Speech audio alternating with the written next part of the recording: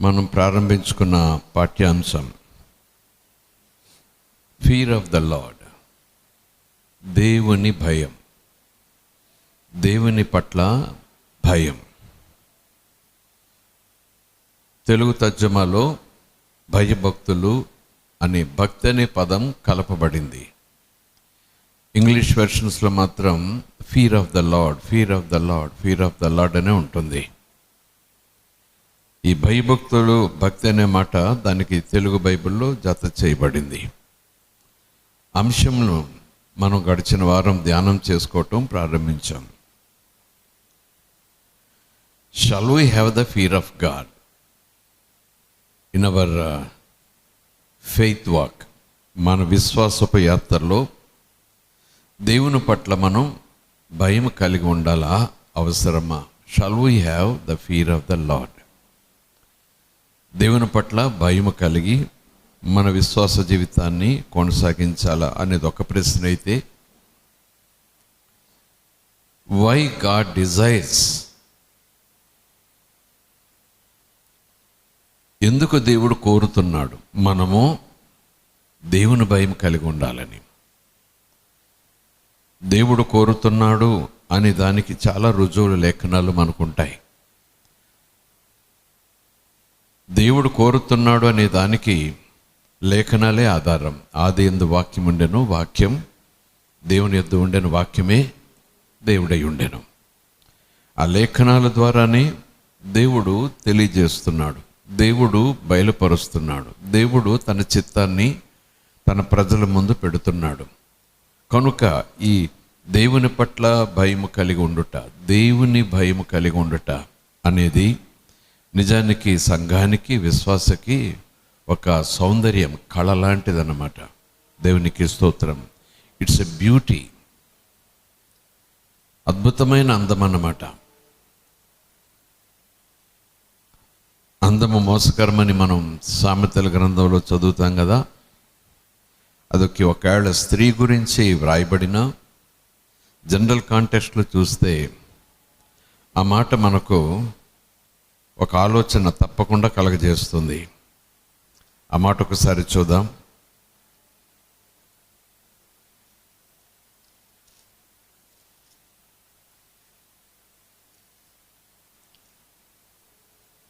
ముప్పై వచనం, 31వ అధ్యాయం.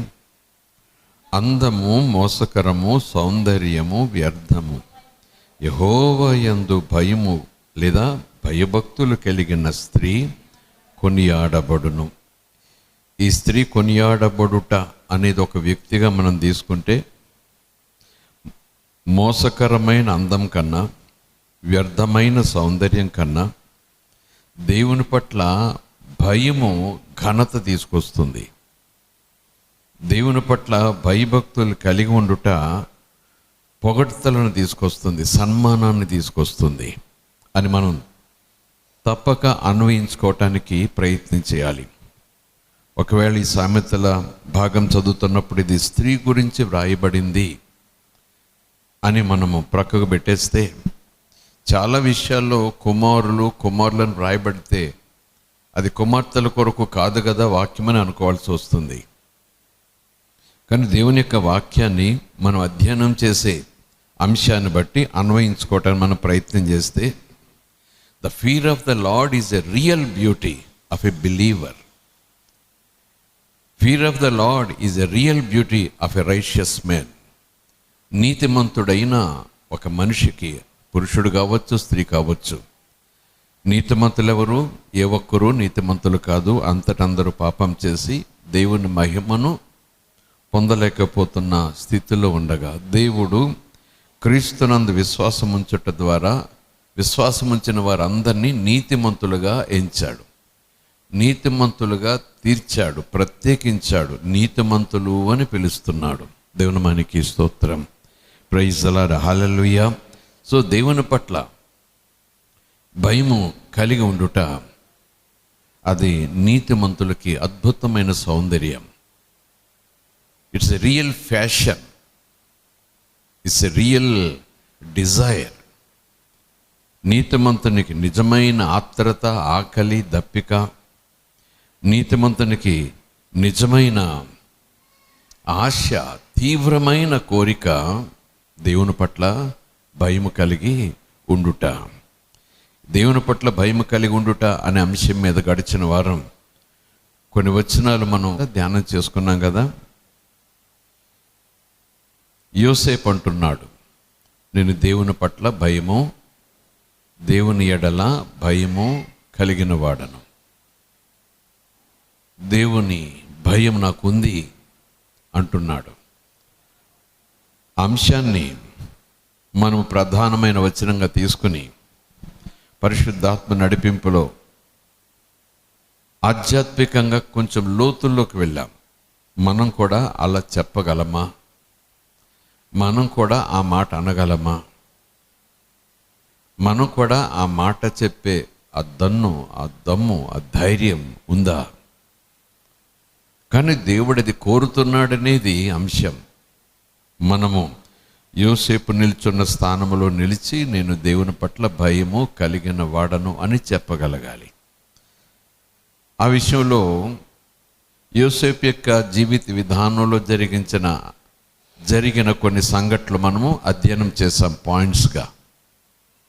దేవుని పట్ల భయం కలిగిన వానిలో ఈ రీతి ప్రవర్తన ఉంటుంది, ఈ రీతిగా మాటల తీరుంటుంది, ఈ రీతిగా అతని నిర్ణయాలు ఉంటాయి, ఈ రీతిగా అతని ప్రతిస్పందనలు ఉంటాయి, ఈ రీతిగా అతని ఓర్పు ఉంటుంది, ఈ రీతిగా అతని సహనం ఉంటుంది అని దాదాపు ఒక 6-7 అంశాలు మనం ధ్యానం చేసుకున్నాం. అయినా ఈ దేవుని పట్ల భయం కలిగి ఉండుట, దేవుని భయం కలిగి ఉండుట, దేవునికి భయపడుట అనేది లోకరీతిగా ఒక నెగిటివ్ యాటిట్యూడ్ అనుకోండి. అది వణకాలి, అమ్మో ఏదో అయిపోతుంది అన్నట్టుగా. కానీ క్రీస్తునందు విశ్వాసం ఉంచిన వారికి అది పాజిటివ్ యాటిట్యూడ్, అది వారికి ఆశీర్వాదం, అది వారికి దీవెన. సంఘములు మందల మధ్యన అనేక అంశాలు ప్రకటించబడుతున్నాయి, కానీ ఈ దేవుని పట్ల భయం కలిగి ఉండుట అనే అంశాన్ని చాలా కొద్ది మంది విరివిగా చెప్తుంటారు, విరివిగా నేర్పిస్తుంటారు. ఎంతగా సమృద్ధి గురించి మాట్లాడినా, ఎంతగా స్వస్థత గురించి మాట్లాడినా, ఎంతగా దేవుని కాపుదల గురించి మాట్లాడినా, ఎంతగా దేవుని నడిపింపు ఆదరణ గురించి మాట్లాడినా, దేవుని పట్ల భయం కలిగి ఉండుట అనేది సంఘానికి అవసరమైన ప్రైమ్ సబ్జెక్ట్. అది it's important subject for a believer. అది ఇంపార్టెంట్ సబ్జెక్ట్ అని విశ్వాసికి అర్థమయ్యేంత వరకు, విలువైనదని అర్థమయ్యేంత వరకు విశ్వాసి దాని మీద దృష్టి పెట్టడు. విశ్వాసాన్ని ఎవరనాలి అంటే విశ్వాసం కలిగిన వాణ్ణి అనాలి. విశ్వాసం చాలా విలువైనదని పేతురు చెప్పారుగా, అమూల్యమైన విశ్వాసమని. సో విశ్వాసంలో విధేయత ఒక మూలకం, అంటే మెయిన్ ఇంగ్రీడియంట్ విధేయత. విశ్వాసం అంటేనే విధేయత, విశ్వాసం అంటేనే లోబడుట, విశ్వాసం అంటేనే చెప్పినది చేయుట. ఎప్పుడైతే నేను విశ్వాసిని అనుకుంటూ, విశ్వాసిని సాక్ష్యం చెబుతూ, విధేయత విషయంలో కానీ లోబడుట విషయంలో కానీ నేను వెనుకంజ వేసినా, నిర్లక్ష్యం చేసినా, ఆ విషయంలో దేన్ని మనసులో అస్సలు పట్టించకపోయినా ఆ విశ్వాసం, ఆ faith is a questionable faith. తప్పక విశ్వాసం ప్రశ్నించతగినది. దేవుని మనకి స్తోత్రం, హల్లెలూయా. విశ్వాసంలో విధేయత ఉంటుంది. విశ్వాసం అంటేనే విధేయత. లేఖనాలు కొన్ని చోట్ల ఈ రీతి అర్థం వచ్చే అంశాలు ఉన్నాయి. నోటుతో పలకటం అది విశ్వాసానికి గుర్తు. నోటుతో ఎప్పుడు పలుకుతాము? ప్రభు గురించి సువార్త విన్నప్పుడు, వాక్యం విన్నప్పుడు. వినుట వలన విశ్వాసం వస్తుంది కనుక నాకు విశ్వాసం వచ్చింది, నాలోనికి విశ్వాసం వచ్చింది, నేను విశ్వసిస్తున్నాను అనే దానికి మొదటి తొలి పలుకు రుజువు ఏంటంటే కన్ఫెషన్. ఐ బిలీవ్ అనేది ఫస్ట్ స్టెప్ అన్నమాట. I believe what I had, I accepted, I agree with that, I accept that truth, now I confess. నేను విశ్వసిస్తున్నాను, నేను ఆ దేవుని సత్యంతో ఏకీవిస్తున్నాను, ఆ దేవుని సత్యాన్ని అంగీకరిస్తున్నాను, దాన్ని నేను స్వీకరిస్తున్నాను అని దానిని నోటి మాటతో చెప్తాం. అది విశ్వాసానికి మొట్టమొదటి ఖచ్చితమైన అడుగు. ఆ ఖచ్చితమైన అడుగు కొనసాగించే అడుగుగా, కొనసాగించే యాత్రగా, కొనసాగించే ప్రయాణంగా ఉండాలి అంటే ఆ విశ్వాసంతో పాటు విధేయత ఉండాలి. లోబడుట, దేవుడు చెప్పినది చేయుట. ఈ విశ్వాసంలో విధేయత ఎలాగైతే ప్రాముఖ్యమైన అంశమో, విధేయత అనేది దేవుని పట్ల భయములో నుంచి వస్తుంది. భయం అంటే ఆయన కళ్ళలోని ఎరుపు కాదు, నేను చెప్తుంటాను. ఆయన చేతిలో ఉన్న దండం కాదు, ఆయన ఉగ్రత కాదు, ఆయన రోషం కాదు. అవన్నీ ఉన్నాయి. కానీ కృపాకారంలో ఉన్నటువంటి దేవుని ప్రజలు, ప్రభునందు విశ్వాసము ద్వారా కృపచేత రక్షించబడినటువంటి ప్రజలు, విశ్వాసులు దేవుని పట్ల అపారమైన గౌరవం, అపారమైన పూజ్య భావంలో నుంచి వచ్చేదే భయభక్తులు. దేవునికి స్తోత్రం. అది మామూలు రెస్పెక్ట్ కాదు. అది it's not an ordinary respect, it's not an ordinary reverence. అమ్మనాలను పూజించాలి, పెద్దలను పూజించాలి లేదా గౌరవించాలి. Respect, reverence. అమ్మనాన్నల పట్ల భయభక్తులు, అమ్మనాన్నలను గౌరవించాలి, సన్మానించాలి, పెద్దలను పూజించాలి. ఇవన్నీ కూడా లోకరీతి సామెతలే. కానీ అమ్మనాన్నలు గౌరవించటం, దేవుని గౌరవించటం ఒకటి కాదు. అమ్మనాన్నలను పూజ్యభావంతో చూడటం, దేవుని పూజ్యభావంతో చూడటం is not at the part. ఆయన సర్వోన్నతుడు, ఆయన సర్వాధికారి, ఆయన సర్వశక్తిమంతుడు, ఆయన పరిశుద్ధుడు గనక ఆ రివరెన్స్, ఆ పూజ్య భావం అనేది, ఆ పూజించుట అనేది నేనంటాను ఆయనకే చెందుతుంది. దేవునికి స్తోత్రం. ఆ గౌరవం అనేది ఆయనకే చెందుతుంది. అపారమైన, గొప్ప, తీవ్రమైన గౌరవం, సన్మానం. ఆ సన్మానం చేయాలనే మనసులో నుంచే, గౌరవించాలనే మనసులో నుంచే, దేవుని ఎలా పూజించాలి, దేవుని పట్ల అలాంటి పూజ్యభావం నేను కలిగి ఉండాలి అనే తీవ్రమైన తపనలో నుంచి పుట్టుకొచ్చేదే దేవుని పట్ల భయం కలిగి ఉండుట. దేవుని మనకి స్తోత్రం. దేవుని పట్ల భయం కలిగి వారిలో నుంచి ఆ తపన బయటకు వస్తుంది. దేవుని నేను అపారంగా పూజించాలి, దేవుని పట్ల నేను అపారమైన గౌరవం కలిగి ఉండాలి. అది దేవుని పట్ల భయం కలిగిన వానిలో నుంచి పుడుతుంది. ఒక బండలో నుంచి నీరు పుట్టినట్టుగా ఆ ఊట పుడుతుంది. దేవుని నామానికి స్తోత్రం. యోసేపు అంటున్నాడు, నేను దేవుని పట్ల భయము కలిగిన వాడను. చదువుకున్నాం కదా గడిచిన వారం.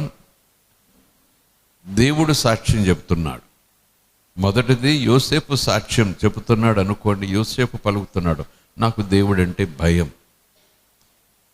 యోబు గ్రంథం చూస్తే దేవుడు యోబు గురించి సాక్ష్యం చెప్తున్నాడు. యోబు దేవుని పట్ల భయం కలిగిన వాడు. దేవుని మనకి స్తోత్రం. దూతలు కూడా సాక్ష్యం చెప్తున్నారు. ప్రజలందరూ దేవుని పట్ల భయము కలిగి ఉండాల్సిందే. ఆ వచనాలు ఒకసారి మరలా జ్ఞాపకం చేసుకోవటం ఏమాత్రం కూడా తప్పు కాదు, దోషం కాదు.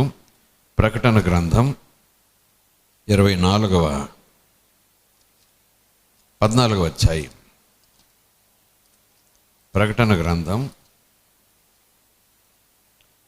ఆ పాయింట్స్ నోట్ చేసుకున్న వారు గమనించవచ్చు. ప్రకటన గ్రంథం 14వ అధ్యాయం 6-7 వచనాలు.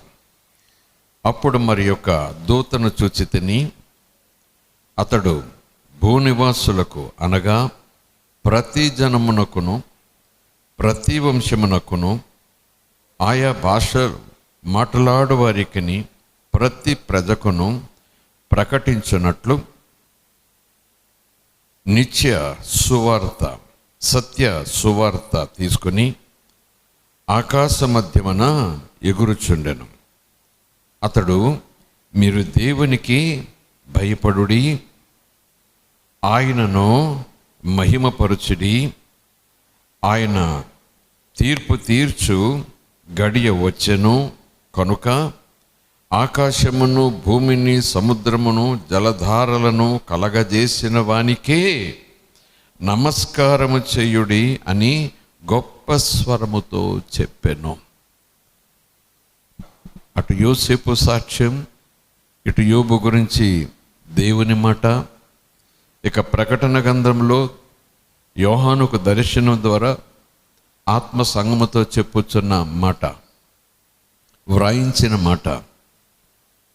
యోహానుకు దర్శనంలో దేవుడు చూపించిన ఒక అద్భుతమైన దృశ్యం, అక్కడ జరుగుతున్నటువంటి సన్నివేశం దేవుని యొక్క దూత ప్రకటిస్తున్నాడు. అందరితోనూ చెప్తున్నాడు. ప్రతి వంశము, ఆయా భాషలు, ప్రతి ప్రజ, అందరూ కూడా దేవుని పట్ల భయం కలిగి ఉండాలి. మీరు దేవునికి భయపడండి. అంటే ఈ దేవునికి భయపడుట అనే అంశము ఎంత ప్రాముఖ్యమైంది కాకపోతే, ఎంత విశ్వాసికి అవసరమైంది కాకపోతే, ఇక్కడ వచనం చూస్తే ప్రజలందరికీ దూత చెప్తున్నాడు. ప్రతి భాష ప్రజలకు, ప్రతి వంశం ప్రజలకు, ప్రతి ప్రజలకు కూడా ఆ దూత చెప్తున్నాడు, దేవునికి భయపడండి. దేవునికి భయపడుట దేవునిని మహిమపరచుటయే. దేవుని పట్ల భయభక్తులు కలిగి లేకపోవుట దేవునికి అవమానం. దేవునికి అది మహిమ తీసుకురాదు. దేవుని మనకి స్తోత్రం. ప్రైజ్ అలాడ్, హల్లెలూయా. లేఖనాలు చూద్దాం. అపొస్తలుడైన పౌలు చెప్పిన మాటలు చూద్దాం. అపొస్తలుడైన పేతురు చెప్పిన మాటలు చూద్దాం. ఈ అపొస్తలులు పేతురైనా పౌలైనా పరిశుద్ధాత్మ చేత నింపబడటానికి ముందుగానే ప్రభువును వారు రక్షకునిగా అంగీకరించి ప్రభు చేత ప్రత్యేకించబడి పిలువబడి ప్రభు యొక్క ఆదేశాలను ప్రజలకు ప్రకటించే ప్రతినిధులు అపొస్తలులు. వారు చెప్తున్న మాటను మనం చూడటానికి ప్రయత్నించేద్దాం. పేతురు రాసినటువంటి మొదటి పత్రిక 2వ అధ్యాయం 17వ వచనం. అందరినీ సన్మానించుడి, సహోదరులను ప్రేమించుడి, దేవునికి భయపడుడి. అంటే సీక్వెన్స్లో మనం చూసుకుంటూ వస్తున్నాం. పాత నిబంధనలో యోసేపును, యోబును, అలా క్రొత్త నిబంధనలో ఉన్నటువంటి పుస్తకాల్లో అటు యేసు ప్రభు మాట్లాడినా, ఇటు దేవుని దూత మాట్లాడినా, ఇదిగో అపొస్తలులు మాట్లాడినా, ఈ దేవుని పట్ల భయం కలిగి ఉండుట అనే అంశము విశ్వాసికి ఊపిరి. పవిత్రమైన ప్రవర్తన కలగని తిమోతికి అపొస్తలుడైన పౌలు చెప్పిన మాట మనకు గుర్తుంది కదా, సంగమునకు మాదిరిగా ఉండు, పవిత్రమైన ప్రవర్తన కలిగి ఉండు. ప్రవర్తన పవిత్రత కలిగి ఉండాలి అనే దాన్ని ఫోర్స్గా ముందుకు తీసుకెళ్ళేది. The driving force for that kind of behaviour is the fear of God. దేవుని పట్ల అపారమైన గౌరవం, దేవుని పట్ల అపారమైన పూజ్యభావం ఆ వ్యక్తిని ఏం చేస్తుంది చెప్పండి? పవిత్రంగా తాను జీవించాలని తపన పుట్టిస్తుంది. ఆ తపన కొనసాగేలాగా చేస్తుంది. ఎప్పుడైతే దేవుని పట్ల భయం సన్నగిలుతుందో, దేవుని పట్ల భయభక్తుల యొక్క క్షీణత తీవ్రత పెరుగుతుందో, వెంటనే ఈ పవిత్రత మీద ఆలోచనలు తగ్గిపోతాయి, ప్రవర్తన మీద ఆలోచనలు తగ్గిపోతాయి, మాట తీరు మీద ఆలోచనలు తగ్గిపోతాయి. నిజం. అందుకే దేవుని పట్ల భయము కలిగి ఉండుటయే దేవుని మార్గములో నడుచుట. దేవుని మనకి స్తోత్రం. హల్లెలూయా. అందరూ త్రోవ తప్పిపోయారు. రోమీయులకు రాసిన పత్రిక అపొస్తలుడైన పౌలు 3వ అధ్యాయంలో రాస్తారు కదా, అందరూ త్రోవ తప్పిపోయారు. కారణం, త్రోవ తప్పిపోవటానికి గల కారణం, త్రోవ తప్పిపోతున్నాను అని తెలిసినా సరే అదే త్రోవలో ముందుకు సాగిపోవడానికి కారణం, లేదా త్రోవలో వెళుతూనే త్రోవ తప్పిపోయినా నేను మంచి త్రోవలోనే ఉంటున్నానని ఎదురు మాట చెప్పటానికి సాహసం చేసేటటువంటి కారణం ఏంటనంటే వారిలో దేవుని భయము లేదు. రోమీయులకు రాసిన పత్రిక ఆ మాట చూడటానికి ముందు పేతురు రాసిన మొదటి పత్రికలోని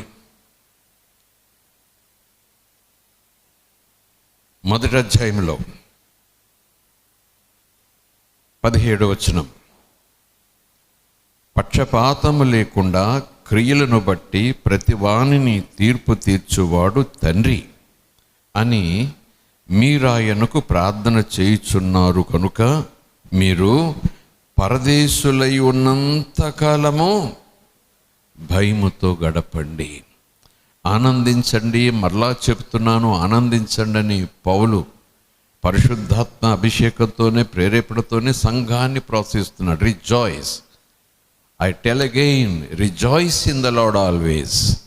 ఎల్లప్పుడూ సంతోషంగా ఉండండి, ఎల్లప్పుడూ ఆనందంగా ఉండండి, ఎల్లప్పుడూ ఉత్సాహంగా ఉండండి అని చెప్పే మాట ఎలాగున్నా మనము ఈ దేశ సంబంధులం కాదు, ఈ భూమి సంబంధులం కాదు. మన దేశం వేరే, మన దేశం వేరే. దేవుని నామానికి స్తోత్రం. ఈ భూనివాసులం కాదు, ఈ భూమి నాది శాశ్వతమైన నివాస స్థలం కాదు. ఈ భూమిని విడిచిపెట్టిన తర్వాత నా దేశానికి నేను వెళ్ళిపోతాను. నా దేశం పేరు పరదేశం. అంతవరకు ఈ భూమి నాకు పరదేశం. దేవుని నామానికి స్తోత్రం. ఇది నా స్థలం కాదు, ఇది నేనుండే నివాస స్థలం కాదు. నేను పెర్మనెంట్గా ఉండే ఖచ్చితమైన నిశ్చయమైన నివాస స్థలం అసలు. It's not my permanent address. My permanent address is at heaven. ప్రభు సన్నిధి నాకు స్థిరమైన చిరునామా. ఇప్పుడు నేను ఉండేది పరదేశం. దేవుని నామానికి స్తోత్రం. పరదేశంలో నేనున్నాను, భూమి మీద ఉన్నాను, కానీ నేను ఎలా ఉండాలి? ఇది నా దేశం కాదు, ఈ భూ సంబంధమైన విషయాలు నాకు సరిపడవు. నేను పరదేశపు పౌరుడను, పరలోకపు పౌరుడను, పరిశుద్ధ దేవుడిని రాజుగా కలిగిన ఆ దేశానికి, ఆ దేశంలో నివాసం చేసే పౌరుడను. ఈ దేశంలో ఉన్నటువంటి ఆ అలవాట్లు, ఆ విధి విధానాలు నాకు కుదరదు. దేవుని నామానికి స్తోత్రం. అలాగున ఎప్పుడైతే రక్షణ పొందారో, ప్రభులోకి వచ్చారో, క్రీస్తు ద్వారా దేవునికి పిల్లలయ్యారో, నిరీక్షణ కలిగి ఆ శ్రేష్టమైన స్థలానికి నేను ఒకరోజు చేరుకుంటాను, ఇక శాశ్వతంగా అక్కడ దేవునితో ఉంటాను, అది నా దేశము, అది నా ప్రదేశము, అది నా నివాసము అని అనుకుంటారు. అలాగనుకున్నంతసేపు మీరున్న ఈ స్థలము పరదేశం. ఈ పరదేశంలో మీరున్నంత కాలం ఎలా ఉండాలి? వచనం చెబుతూ అక్కడ మాట పరిశుద్ధాత్ముడు రాయిస్తాడు, భయముతో గడపండి. వ్యాధుల గురించి భయం కాదు, నష్టాల గురించి భయం కాదు, జంతువుల గురించి భయం కాదు, మరేదో విషయాలు భయం కాదు. దేవుని పట్ల భయము కలిగి బ్రతకండి. దేవుని నామానికి స్తోత్రం. Praise the Lord. హల్లెలూయా. దేవుని నామానికి స్తోత్రం. అపొస్తలుడైన పౌలు అన్న మాట చూద్దాం. రోమీయులకు రాసిన పత్రిక 3వ అధ్యాయం, మనకు తెలిసిన మాటే. 3వ అధ్యాయం 18వ వచనం, వారి కన్నుల ఎదుట దేవుని భయము లేదు కనుక, పైన 12వ వచనం, అందరూ త్రోవ తప్పి ఏకముగా పనికి మాలిన వారై అయిపోయారు. మేలు చేయువాడు లేడు, ఒక్కడైనను లేడు. వారి గొంతుక తెరిచిన సమాధి, తమ నాలుకతో మోసము చేయుదురు.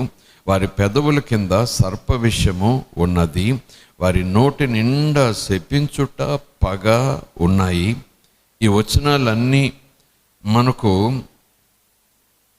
ఏం బోధిస్తాయంటే, దేవుని భయం లేనివాడు ఈ రీతిగా ఉంటాడు. వాడి మాట తీరు, వాడి ప్రవర్తన తీరు, వారి నడక తీరు, వారు ప్రయాణం చేసే మార్గం ఇలా ఉంటాయి. దేవుని నామానికి స్తోత్రం. హల్లెలూయా. మనము క్రీస్తును వెంబడించవలసిన వారమై ఉన్నాం కదా, క్రీస్తు మార్గంలో మనం ప్రయాణం చేయవలసిన వారమై ఉన్నాం కదా.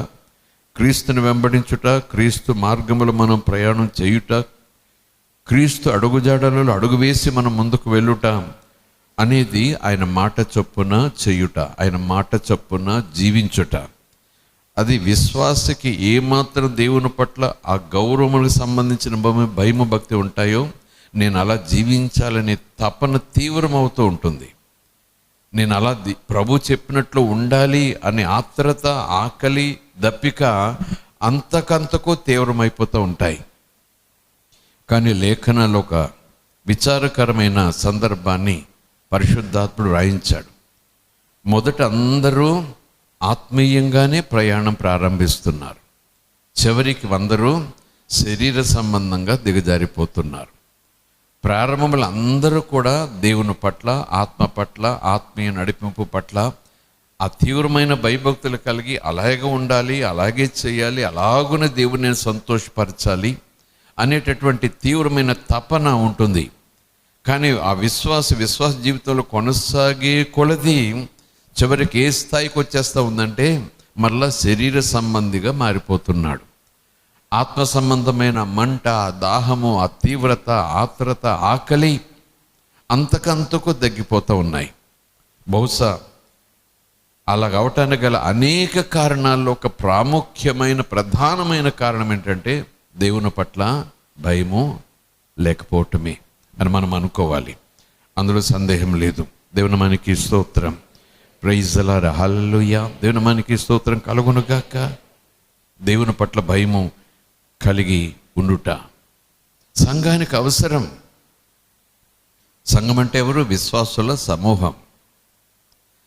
దేవుని పట్ల భయము కలిగిన వారిగా మనం ఉండుటయే ఆ దేవుని ఆకాంక్షని పరిశుద్ధాత్మ కూడా మనకు చెప్తారు.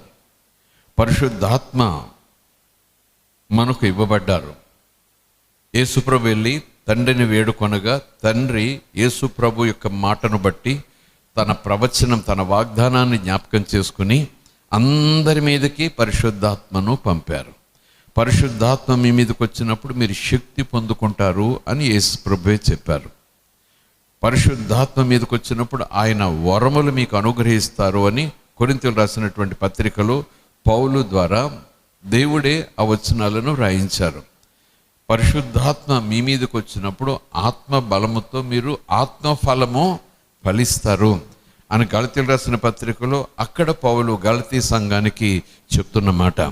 కానీ లేఖనాల్లో మనం చదువుకున్నాం. యెషయా గ్రంథం 11వ అధ్యాయం 1, 2, 3 వచనాలు చూస్తే పరిశుద్ధాత్ముడు మనకు ఇవ్వబడటానికి గల కారణం, ఆదరణకర్త మనకు అవసరం, అవన్నీ నిజమైన వచనాలే. కానీ ఆ వచనం చూసుకుంటే, ఆ మాట చూసుకుంటే పరిశుద్ధాత్ముడు మనకు ఇవ్వబడ్డారు. దేనికట? ఆయన మనకు దేవుని పట్ల భయభక్తులు కలిగి ఉండుట నేర్పిస్తాడు. దేవుని మనకి స్తోత్రం, హల్లెలూయా.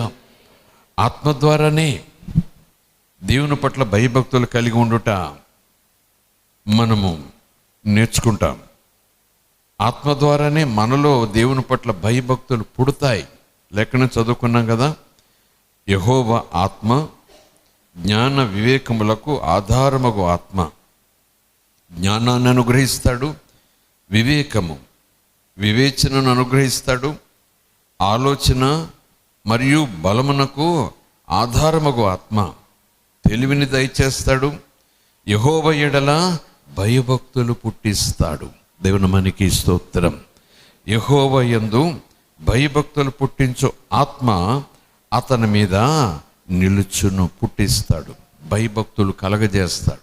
భయభక్తులు కలిగి ఉండమని పదే ఒత్తిడి చేస్తాడు.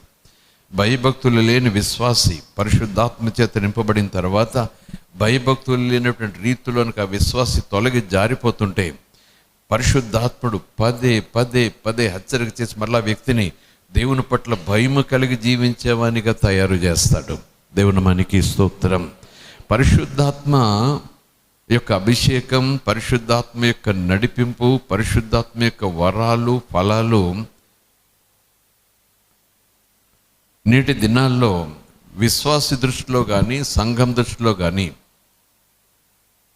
అదొక సెలబ్రిటీ స్టేటస్ తీసుకొచ్చే స్థితి అని అనుకుంటారు. పరిశుద్ధాత్మ వరాలైన, పరిశుద్ధాత్మ ఫలమైన ఒక ఉన్నతమైన స్థితికి, లేదా ఒక గుర్తింపు, ఒక సన్మానం, ఒక ఘనత తీసుకొచ్చే స్థాయికి పరిశుద్ధాత్ముడు వాళ్ళను ఎలివేట్ చేస్తాడన్నట్టుగా ఉంది. సంఘమంతా అదే కోరుకుంటున్నారు. సంఘమంతా అదే కోరుకుంటున్నారని కాదు, అదే తెలుసుకున్నారు. కానీ పరిశుద్ధాత్మ మన మీదికి రావటం వల్ల, పరిశుద్ధాత్మ మనలోనికి రావటం వల్ల ఆయన ద్వారా కలిగే ప్రయోజనం ఏంటంటే మనలో దేవుని పట్ల భయభక్తులు పుట్టిస్తాడు. దేవుని మనకి స్తోత్రం. ఆత్మ సహాయం మనం కోరుకోవాలి. దేవుని పట్ల భయం తగ్గిపోతూ ఉంటే మనలో కలవరం పెట్టేది పరిశుద్ధాత్ముడే, మనలో ఆందోళన కలిగించేది పరిశుద్ధాత్ముడే, మనలో ఉన్నటువంటి శాంతిని కదిలించేసేది పరిశుద్ధాత్ముడే. దేవుని మనకి స్తోత్రం. మనకు నిద్ర పట్టకుండా చేసేది పరిశుద్ధాత్ముడే.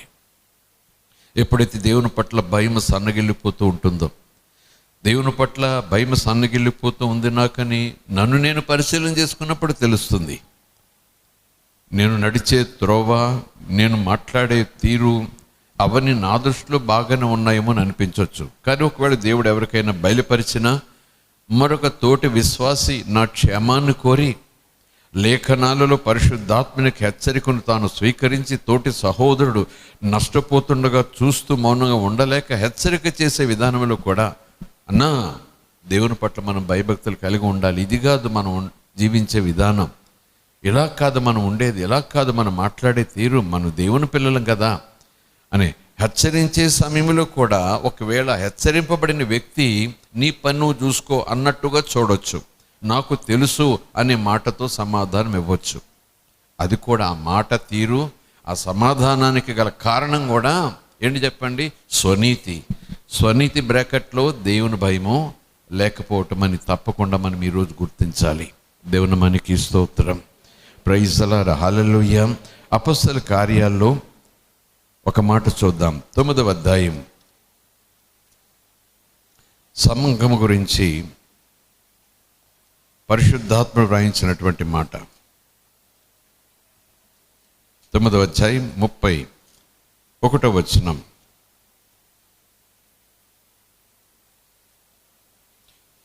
కావున యూదయ, గలిలయ, సమరయ దేశముల అందంతటా సంఘము క్షేమాభివృద్ధి నొందుచు కట్టబడుచు అని అర్థం.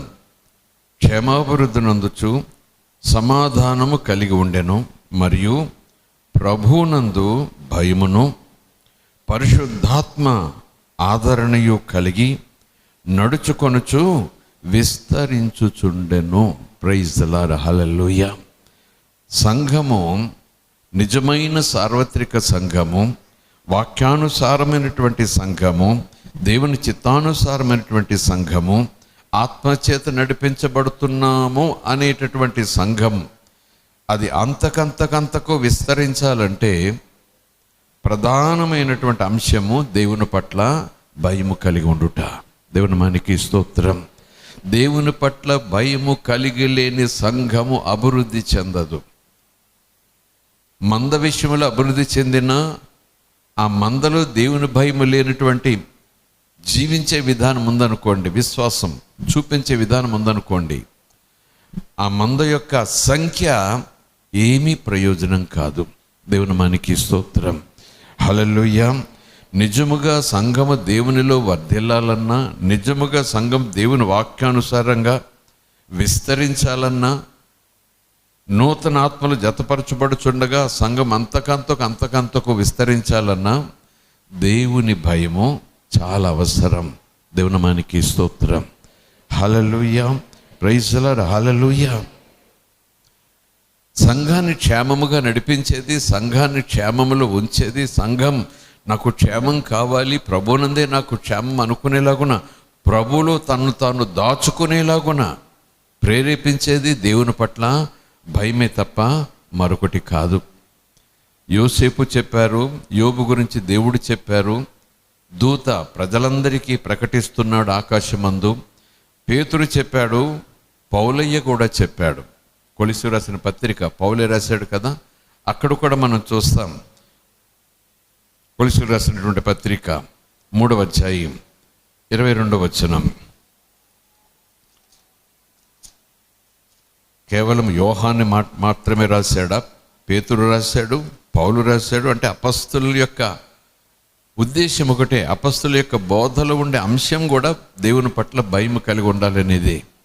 వారు అపస్తులలో బోధ యందు అని ఉంటుంది. అపస్తుల కార్యాలు 2వ అధ్యాయము. పేతురు సువార్త ప్రకటించగానే అక్కడ ఉన్నటువంటి అనేక వేల మంది ప్రజలు ఇప్పుడు మమ్మల్ని ఏం చేయమంటారని అడిగినప్పుడు, మీరు మారు మనసు పొంది పాప క్షమాపణ నిమిత్తం బాప్తిస్మం పొందండి, అప్పుడు పరిశుద్ధాత్మనే వరమును మీరు పొందుకుంటారు అని పేతురు చెప్పిన తర్వాత ఆ రోజు దాదాపు రమారమి 3,000 మంది సంఘానికి జత చేయబడ్డారు. యేసుప్రభువును నమ్ముకుని బాప్తిసం తీసుకుని ఒక సంఘముగా ఏర్పాటయ్యారు. ఆ సంఘము అభివృద్ధి చెందిన తీరు అక్కడ రాయించారు కదా పరిశుద్ధాత్ముడు. ఏమని?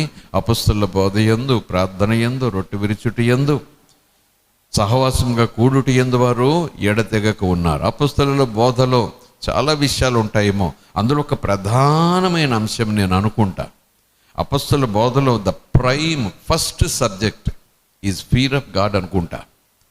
ఆ దినాల్లో అపొస్తలులు బోధ చేసిన బోధలో ప్రాముఖ్యమైన అంశం దేవుని భయం కలిగి ఉందాం. దేవుని మనకి స్తోత్రం, హల్లెలూయా. దేవుని భయం కలిగి మనం రక్షణలో ఎదుగుదాం. దేవుని భయం కలిగి మనం రక్షణలో ముందుకు సాగిపోదాం. దేవుని భయం కలిగి మనం రక్షణను కాపాడుకుందాం. దేవుని మనకి స్తోత్రం, ప్రైజ్ ది లార్డ్, హల్లెలూయా. కొలస్సీయులకు రాసినటువంటి పత్రిక 3వ అధ్యాయము 22వ వచనం.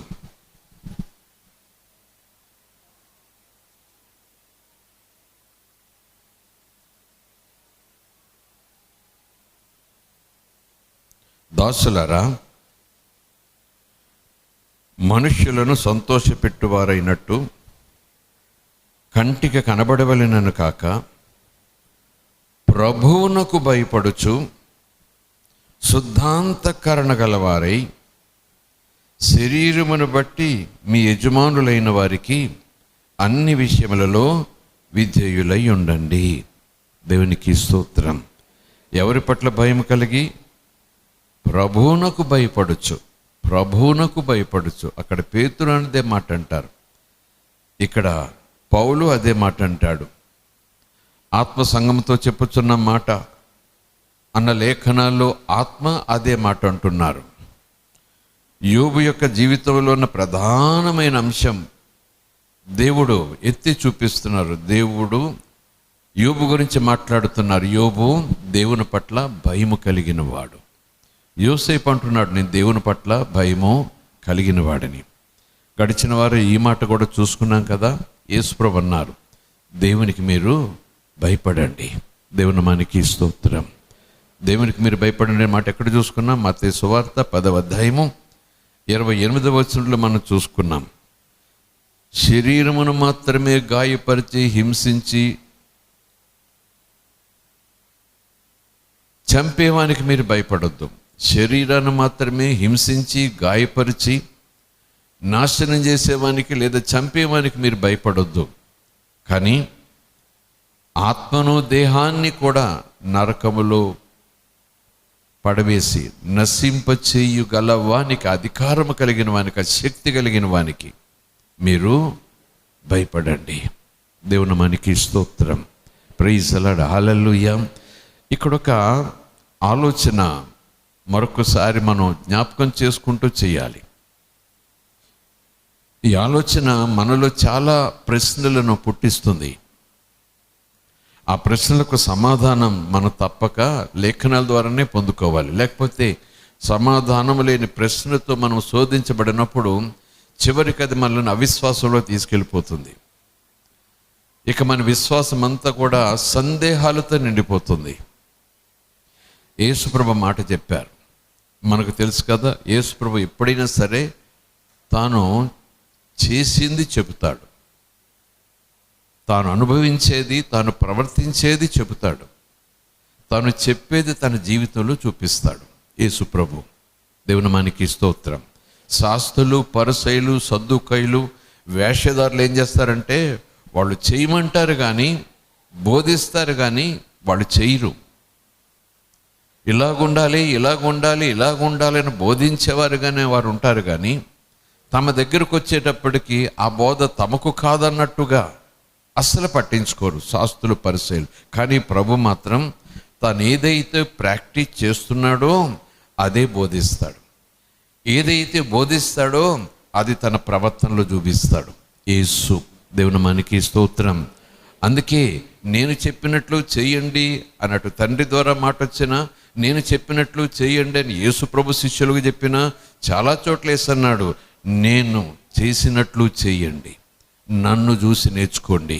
ప్రైజ్ ది లార్డ్, హల్లెలూయా. నేర్చుకునే ఓపిక తీరిక ఎక్కడుంది చెప్పండి విశ్వాసులకి ఈ దినాల్లో? నేర్చుకుని అనుసరించే ఆ ఓపిక తీరిక ఎక్కడుంది చెప్పండి? అంతా కూడా షార్ట్కట్లో అయిపోవాలి, అంతా కూడా 1 2 3 అన్నట్టుగా అయిపోవాలి. ఏదో యంత్రం బటన్ నొక్కితే కావలసింది వచ్చేలాగున, స్విచ్ వేస్తే లైట్ వెలిగేలాగున, మనకు కావలసింది చిటికేస్తే జరిగిపోవాలి. అందుకే కదా దేవుడు ఉన్నాడు అని అనుకుంటున్నారు విశ్వాసులు చాలామంది. దేవుని మనకి స్తోత్రం. దేవుడు అందుకే ఉన్నాడు, అలాగే స్పందిస్తానని కూడా చెప్పాడు. కానీ ఆయన బోధకుడు, ఆయన రాజు, ఆయన యజమాని, ఆయన దేవుడు, ఆయన మనకు తండ్రి కనుక ఆయన మనకు చాలా విషయాలు నేర్పిస్తాడు. నేర్చుకునే ఓపిక తీరిక మనం ఉండి తీరాలి మనకు. దేవుని మనకి స్తోత్రం, హల్లెలూయా, ప్రైజ్ ది లార్డ్, హల్లెలూయా. ఆ ఓపిక తీరిక లేదంటే నీది బలమైన విశ్వాసం కాదు. బలమైన విశ్వాసం కాదని ఎందుకంటున్నానంటే ఆ విశ్వాసంలో విధేయత లేదు. చేతిలో బైబిల్ పట్టుకున్నాను, నేను విశ్వాసిని, ఓకే, ప్రపంచం అనొచ్చు, నీ చేతిలో బైబిల్ ఉంది కనుక నువ్వు విశ్వాసమే నేను అనుకుంటున్నాను. నువ్వు చదువుతావో లేదో, చదువుతావేమో, చదివిన దాన్ని నువ్వు అంగీకరిస్తున్నావో లేదో, అంగీకరిస్తావేమో, అంగీకరించిన దానికి రుజువుగా ఆచరిస్తున్నావో లేదో వాళ్ళకేం తెలుసు? దేవుని మనకి స్తోత్రం కలుగునుగాక. మెడలో క్రాస్ ఉంది గనక, ఇంటి మీద క్రాస్ ఉంది గనక, చేతిలో బైబిల్ ఉంది గనక, ఆదివారం ఆరాధనకు వెళ్తాను గనక, ఓకే, అది విశ్వాసులకు ఉండే గుణమే, లక్షణమే. అంతకన్నా ఎక్కువగా ఆయన ఆజ్ఞలను పాటించేవారుగా మనం ఉండాలి, ఆయన ఆదేశాలను అనుసరించేవారుగా మనం ఉండి తీరాలి. దేవుని మనకి స్తోత్రం, ప్రైజ్ ది లార్డ్, హల్లెలూయా. అసలు యెషయా ప్రవక్త ద్వారా యెషయిలో నుంచి పుడుతుంది ఒక చిగురు అన్నాడు, చూసారా? ఆ ప్రవచనం ఎవరి గురించి అంటారు? ఎవరి గురించి అంటారు చెప్పండి? యేసు ప్రభు గురించే, అవును కదా? మరొకసారి మాట చూద్దాం. యేసు ప్రభు గురించి యెహోవా దేవుడు యెషయా ద్వారా ప్రవచనం పలికిస్తున్నాడు. యెషయి ముద్దు నుండి, యెషయి వంశము నుండి చిగురు పుట్టును, దాని వేరుల నుండి అంకురము ఎదిగి ఫలించును. యెహోవా ఆత్మ జ్ఞాన వివేకములకు ఆధారమగు ఆత్మ, ఆలోచన బలములకు ఆధారమగు ఆత్మ, తెలివిని యెహోవా ఎడల భయభక్తులు పుట్టించు ఆత్మ అతని మీద నిలుచును. ఈ చిగురెవరు? యెషయి ముద్దు నుండి పుట్టిన చిగురెవరు? దాని వేరు నుండి పుట్టిన అంకురం ఎవరు? యేసు ప్రభు. దేవుని మనకి స్తోత్రం, ప్రైజ్ ది లార్డ్, హల్లెలూయా. యెహోవా భయము అతనికి ఇంపైన సువాసనగా ఉంటుందని 3వ వచనంలో ప్రవచనం ద్వారా యెహోవా దేవుడు యెషయా ద్వారా ఇశ్రాయేలీయులకు చెప్పిస్తున్నాడు. ఈరోజు మనకు అద్భుతమైనటువంటి మాట. దేవుని పట్ల భయం కలిగి ఉండుట అది మనకు చిరాకు కలిగించే అంశం కాకూడదు, మనకు నిర్లక్ష్యం కలిగించే అంశం కాకూడదు. యేసు ప్రభువుకి దేవుని పట్ల భయం కలిగి ఉండుట ఎలాంటిదట చెప్పండి? సువాసనట, కోరుకుంటాడట. దేవుని మనకి స్తోత్రం. అది మహాభాగ్యంగా ఎంచుకుంటాడట. దుర్వాసనకు దూరంగా ఉంటాం, సువాసనను మనం కోరుకుంటాం, సువాసన కలిగి ఉండాలని మనం ఆశపడతాం. మన వస్త్రం కానీ మన శరీరం కానీ దుర్గంధం బయలుపరచాలి మనం కోరుకోం. ఎందుకంటే సువాసన కలిగి ఉండటం ద్వారా ఆకర్షించబడతాం, లేదా మనం ఆకర్షించుకుంటాం. దేవుని మనకి స్తోత్రం. అక్కడ వాతావరణం చాలా ప్లెజెంట్గా ఆహ్లాదకరంగా ఉంటుంది. దేవుని పట్ల భయము ఆ చిగురునకు, ఆ యేసునకు ఇంపైన సువాసన, చాలా ఇష్టమైన అత్తరులంటదట యేసయ్యకు దేవుని పట్ల భయం కలిగి ఉండుట. ఎందుకు దేవుడు యెషయా ద్వారా ఈ యేసు గురించి దేవుని పట్ల భయం కలిగి ఉండడం గురించి ఎలా వ్రాయిస్తున్నాడంటే మనకు మాదిరి. దేవుని మనకి స్తోత్రం, హల్లెలూయా. అదేదో అక్కర్లేని అంశము, చేదైన అంశము, నిర్లక్ష్యం చేయాల్సిన అంశము, పట్టించుకోవాల్సిన అంశం కాదట. ఖచ్చితంగా ఇది నేను కలిగి ఉండాలి అని ఆసక్తిని రేకించే అంశం దేవుని పట్ల భయము. దేవుని మనకి స్తోత్రం, హల్లెలూయా. 100% మంది కూడా పెర్ఫ్యూమ్స్ వాడుకుంటారు. పెర్ఫ్యూమ్స్ గురించి నేను చెప్పటం లేదు, కోరుకుంటారు. నేను పెర్ఫ్యూమ్ వాసనతో ఉండాలని కాకపోయినా సువాసన, I want it, I need it. నేను ఎక్కడ నిలబడ్డా నేను సువాసన వెదజల్లాలి అన్నట్టు అనుకోండి. నేను ఎక్కడున్నా సరే నేనున్న చోటులో ఆ వాసన వెదజల్లబడినప్పుడు అందరికీ ఆహ్లాదకరంగా ఉంటుంది, అందరికీ ఆనందంగా ఉంటుంది అనేదే సుమ. దేవుని మనకి స్తోత్రం, ప్రైజ్ ది లార్డ్, హల్లెలూయా. అలాగున దేవుని పట్ల భయము కూడా మనకు అత్తరుగా మారిపోవాలి. నేను అత్తరు కలిగి ఉండాలి, నేను ఆ పెర్ఫ్యూమ్ కలిగి ఉండాలి, ఆ పెర్ఫ్యూమ్ నేను వాడాలి, ఆ పెర్ఫ్యూమ్ నేను పూసుకోవాలి. నేను ఉన్న స్థలంలో అందరికీ అది నేను కలిగి ఉన్నానని తెలియాలి. సువాసన, దేవుని పట్ల భయం. దేవుని మనకి స్తోత్రం, ప్రైజ్ ది లార్డ్, హల్లెలూయా. దేవుని మనకి స్తోత్రం కలుగునుగాక. దానికి రుజువుగానే హెబ్రీయులకు రాసిన పత్రిక 5వ అధ్యాయం 7వ వచనంలో ఆ మాట కూడా మనం ఈ ప్రవచనానుసారంగానే యేసు ప్రభువు అలాగన ఉన్నాడు. గెత్సెమనే తోటలో ఆయన చేసిన ప్రార్థన విధానం, గెత్సెమనే తోటలో ఆయన ప్రభు సన్నిధిలో మొరపెట్టిన విధానం మనం ఆలోచన చేస్తే హెబ్రీయులకు రాసినటువంటి పత్రికలో సేమ్ అదే సన్నివేశం అద్భుతంగా పరిశుద్ధాత్ముడు రాయిస్తాడు. 5వ అధ్యాయం 7వ వచనం,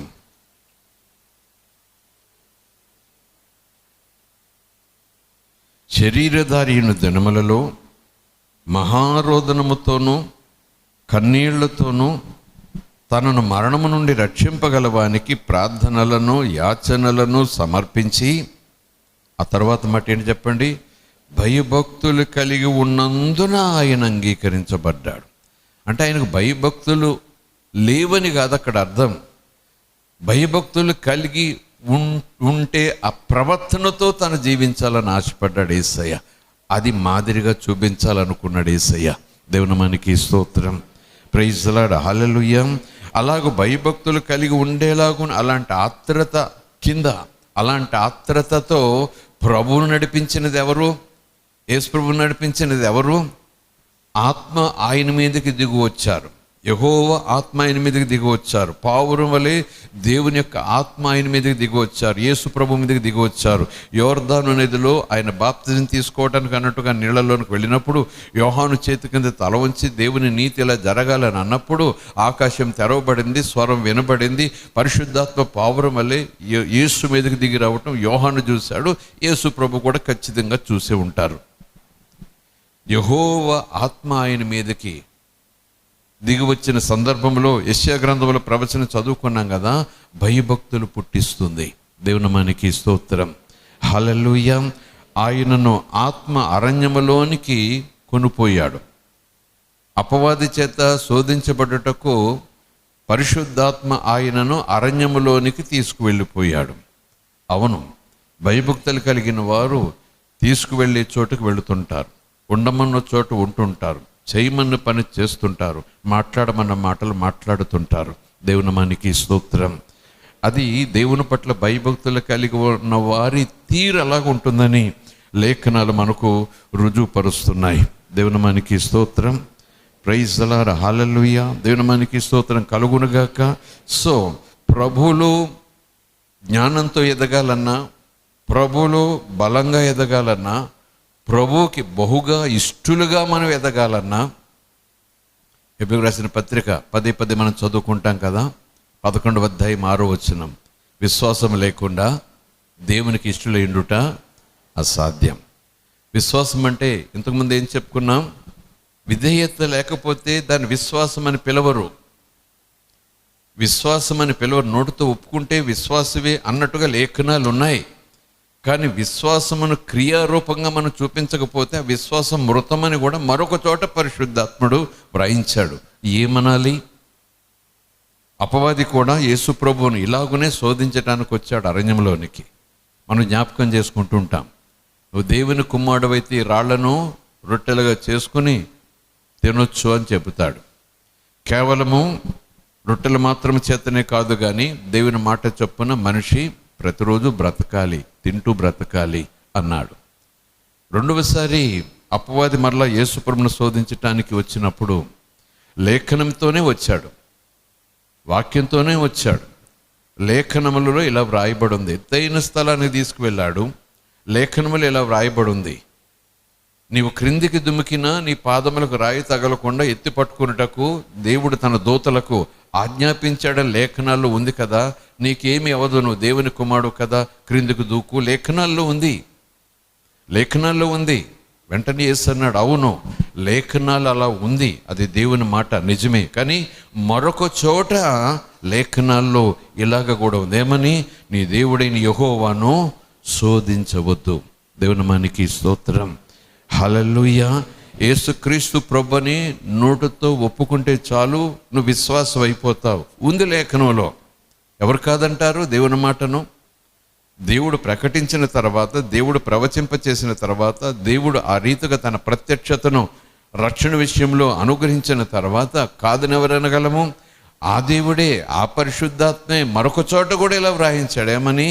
కేవలం నోటితో ఒప్పుకుంటే సరిపోదు, దెయ్యాలు ఒప్పుకుంటున్నాయి కదా యేసు దేవుని కుమారుడని. ఆ మాట కూడా పరిశుద్ధాత్ముడు వ్రాయించాడు. కనుక ఇలా వ్రాయబడి ఉంది నిజమే, కానీ ఇలా కూడా వ్రాయబడి ఉంది, క్రియలు లేని విశ్వాసము మృతము. విశ్వాసం క్రియారూపంగా మారాలంటే, విశ్వాసాన్ని క్రియారూపంగా మనం మలుచుకోవాలంటే, నేను విశ్వాసాన్ని అనుకున్న తర్వాత, విశ్వాసాన్ని చెప్పుకోవటం ప్రారంభించిన తర్వాత, విశ్వాసలాగా బైబిల్ చదువుతూ చర్చకొస్తూ వెళుతున్నటువంటి ఆ స్థితి నేను కొనసాగిస్తున్నటువంటి ఆ సందర్భంలో దేవుని యొక్క మాట చొప్పున జీవించే విధానం నా జీవితానికి ఆధారం అయిపోవాలి. విశ్వాసను గనుక, విశ్వాసి ఈ లేఖనాల ప్రకారం జీవించాలి గనుక అనే మాట మాత్రం చొప్పునే కాదు, కానీ ఆ మాటలను ఆచరణలో పెట్టేలాగున నన్ను ఫోర్స్ చేసేది దేవుని పట్ల అపారమైన గౌరవం. దేవుని మనకి స్తోత్రం. దేవుని పట్ల నాకున్న పూజ్యభావం ఆయన చెప్పినట్లు చేసేలాగున నన్ను ప్రేరేపిస్తుంది. దేవుని పట్ల నాకున్నటువంటి మహా గౌరవం దేవుడు అన్నట్టుగానే చేయాలని అనిపిస్తుంది. దేవుని మనకి స్తోత్రం, ప్రైజ్ ది లార్డ్, హల్లెలూయా. దేవుని మనకి స్తోత్రం. అప్పుడప్పుడు లోకరీతిగా మన గ్రామాల్లో కానీ, మన పట్టణాలలో కానీ, మన ఇరుగు పొరుగులో కానీ ఇలాంటి సంభాషణలు మనం వింటుంటాం, ఇలాంటి సన్నివేశాలు మనం చూస్తుంటాం. ఒక వ్యక్తి, ఒక స్నేహితుడు ఎవరు అనొచ్చు, ఎందుకరా రోజు ఆయన దగ్గరికి పోతావు, నీకు పనున్నా సరే ముందు ఆయన పని చక్క పెట్టాలని ఎందుకు వెళ్తుంటావు, నీ పని ముఖ్యం కదా, అస్తమానం ఆయన పని అంటావు. లోకరీతిగా చెప్తున్నా సుమ్మ అన్నప్పుడు ఆ వ్యక్తి అంటాడు, ఆయనంటే నాకు గౌరవం, నా ఇంటికి దీపం పెట్టిన ఆయన, నా కుటుంబాన్ని స్థిరపరిచిన ఆయన, ఈరోజు ఎలాగున్నానంటే, ఎలా బట్ట కట్టుకుంటున్నానంటే ఆయన సెలవే. కనుక ఆయన గౌరవిస్తాను, ఆయన మాటను గౌరవిస్తాను. నా పని కన్నా ముందు ఆయన పని. లోకరీతిగా చెప్తున్నాను. ఒక వ్యక్తి విషయంలో ఆ వ్యక్తి చేసిన సహాయాన్ని బట్టి మరొక వ్యక్తి అపారమైన గౌరవంతో, అపారమైన ఘనపరిచే రీతిలో తన కృతజ్ఞత తెలియజేసుకునే విధానంలో నా పని కన్నా ముందు ఆయన పని, నాది ఎంత ఇంపార్టెంట్ అయినా సరే అంతకన్నా ముఖ్యమైంది. నా దృష్టిలో ఆయన పని చిన్నదే కావచ్చు, నా దృష్టిలో నా పని చాలా గొప్పది కావచ్చు. ఆయనది చిన్న పని అయినా సరే ఆయన మీద గౌరవంతో ముందు ఆ పని చక్కబెడతాను నేను. దేవుని మనకి స్తోత్రం. కనుక వ్యక్తి మీద ఉన్నటువంటి ఆ గౌరవం, వ్యక్తి మీద ఉన్నటువంటి ఒక పూజ్యభావం, ఆ వ్యక్తి పట్ల మనకున్నటువంటి అపారమైనటువంటి ఆ రెస్పెక్ట్, ఆ ఘనపరచాలి అనేటటువంటి రీతి దీంట్లో నుంచి వస్తుంది. దేవుని మనకి స్తోత్రం కలుగును గాక. ప్రైజ్ ది లార్డ్, హల్లెలూయా. దేవుని మనకి స్తోత్రం. ఆయన భయభక్తులు కలిగి ఉన్నందున తండ్రి చేత అంగీకరించబడ్డాడు. భయభక్తులు కలిగి ఉన్నందున, ఇది సంఘానికి అవసరమైన మాట. దేవుని మనకి స్తోత్రం. హల్లెలూయా, ప్రైజ్ ది లార్డ్, హల్లెలూయా. అపొస్తలుడైన పౌలు రాసిన, యాకోబు భక్తుడు రాసిన, యోహాను రాసిన, పేతురు రాసిన, ఎవరు ఆ ఉత్తరాలు సంఘానికి రాసిన అందులో మీరు ఏమై ఉన్నారో జ్ఞాపకం చేస్తుంటారు.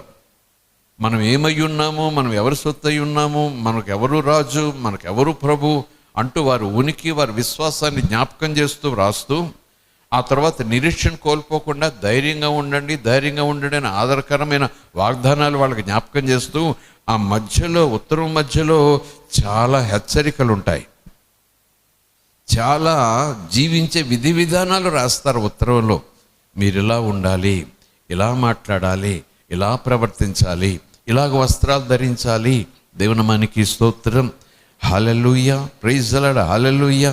అంటే ఆ జీవించే విధానంలో, ఆ నడవడిక విధానంలో ఏదో ఒక ప్రత్యేకత ఉండాలని దేవుని యొక్క ఆలోచన. యేసు ప్రభు తానున్నాడు, మనలను అలా ఉండమని చెప్తున్నాడు. దేవుని నామానికి స్తోత్రం, ప్రైజ్ ది లార్డ్, హల్లెలూయా. దేవుని నామానికి స్తోత్రం. కొద్ది ఆలోచనలు, కొద్ది మాటలు ఇలాగున్న భయభక్తులతో ఉండుట వల్ల మనకు కలిగే ప్రయోజనాలు చాలా చాలా ఉన్నాయి. ఇప్పటికీ మీరు వాటిని ధ్యానం చేసి ఉండొచ్చు, అర్థం చేసుకుని ఉండొచ్చు, మీ ఆలోచనలు అవి ఇప్పటికే ముద్రించబడి ఉండొచ్చు. కానీ సంఘపరంగా, సమాజపరంగా ఒకసారి వాటిని మనం జ్ఞాపకం చేసుకుందాం. దేవుని నామానికి స్తోత్రం. దేవుని పట్ల భయం కలిగి ఉండుట వల్ల మనకు కలిగే అద్భుతమైన ప్రయోజనం. మళ్ళా చెప్తున్నాను, భయం అంటే నేనేదో చేస్తే ఆయన నన్నేదో చేసేస్తాడు అది కాదు. ఆయన పట్ల నాకు ఉండేటటువంటి అపారమైన గౌరవం, ఆయన పట్ల నాకు ఉండేటటువంటి అపారమైనటువంటి ఆ పూజ్యభావం, ఆ రివరెన్స్. అసలు పూజ్యభావం అంటేనే భయము. దేవుని నామానికి స్తోత్రం, ప్రైజ్ ది లార్డ్, హల్లెలూయా. దేవుని నామానికి స్తోత్రం కలుగునుగాక. తల్లిదండ్రుల పట్ల ఎలాగైతే మనం పూజ్యభావం కలిగి ఉంటున్నామో, భయభక్తులు కలిగి ఉంటున్నామో, లోకరీతిగా బైబిల్కి రాసిన పత్రిక 12వ అధ్యాయం మనం చదువుకున్నాం కదా. తల్లిదండ్రులకు లోకరీతిగా వాళ్ళు మనకు శిక్షకులై ఉన్నారు కనుక, ఆదేశం ఇచ్చేవారు ఉన్నారు కనుక, వారు చెప్పినట్లు చేసేటటువంటి యోగ్యత వారికి ఉంది, చేయాల్సిన బాధ్యత మనకు ఉంది కనుక, వారు మనకు శిక్షకులై ఉన్నారు కనుక వారి పట్ల మనం భయభక్తులు కలిగి ఉంటున్నాం. మరి పరలోకమందున్న తండ్రికి ఇంకెంత భయభక్తులు కలిగి మనం లోబడాలి అంటాడు అక్కడ దేవుని యొక్క భక్తుడు. దేవుని మనకి స్తోత్రం. భయభక్తులు కలిగి ఉండుటంటే వణికిపోవటం మాత్రమే కాదు. భయభక్తులు కలిగి ఉండంటే దేవుడి కంటే నాకు చాలా భయమని యోసేపులో ఒక మాట చెప్పటం కాదట, లోబడాలి. దేవుని నామానికి స్తోత్రం.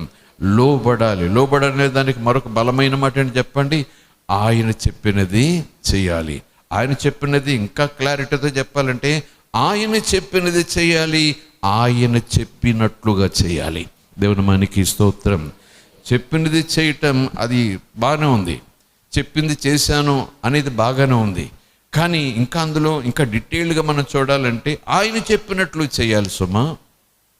ఆయన చెప్పారు, నేను చేశాను, నాకు తోచినట్టు చేశాను, నాకు తెలిసినట్టు చేశాను, నాకు ఇష్టమైనట్టు చేశాను, ఆయన చెప్పిందే కదా ఇలా చేశాను. కానీ లేఖనం చెప్తుంది ఆయన చెప్పినది ఆయన చెప్పినట్లుగా చేయాలి.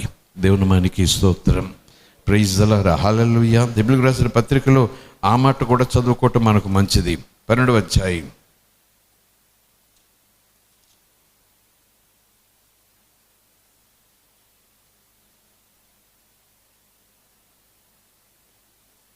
9వ వచనం.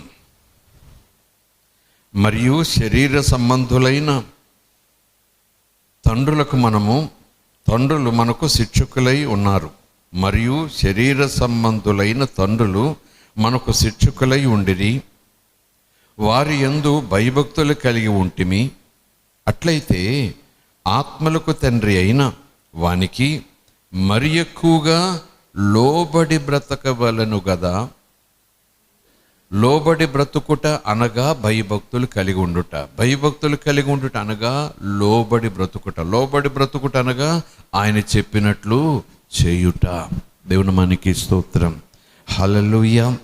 ఈ మాటలు మనం వింటుండగా ఈ మాటల్లో ఉన్నటువంటి ఆ అంతరార్థం లేకపోతే ఆ సత్యాన్ని మనం అర్థం చేసుకుని చుండగా నా మట్టుకు నేను పరిశీలన చేసుకోవాలి, నా మట్టుకు నేను పరీక్షించుకోవాలి. దేవుని పట్ల భయం కలిగి ఉండే ఆ తీరు ఏ స్థాయిలో ఉంది, ఆ విశ్వాస పరిమాణం ఏ స్థాయిలో ఉంది, దేవుని పట్ల భయం కలిగి ఉండటంలో స్థాయిలు ఉంటాయా అండి?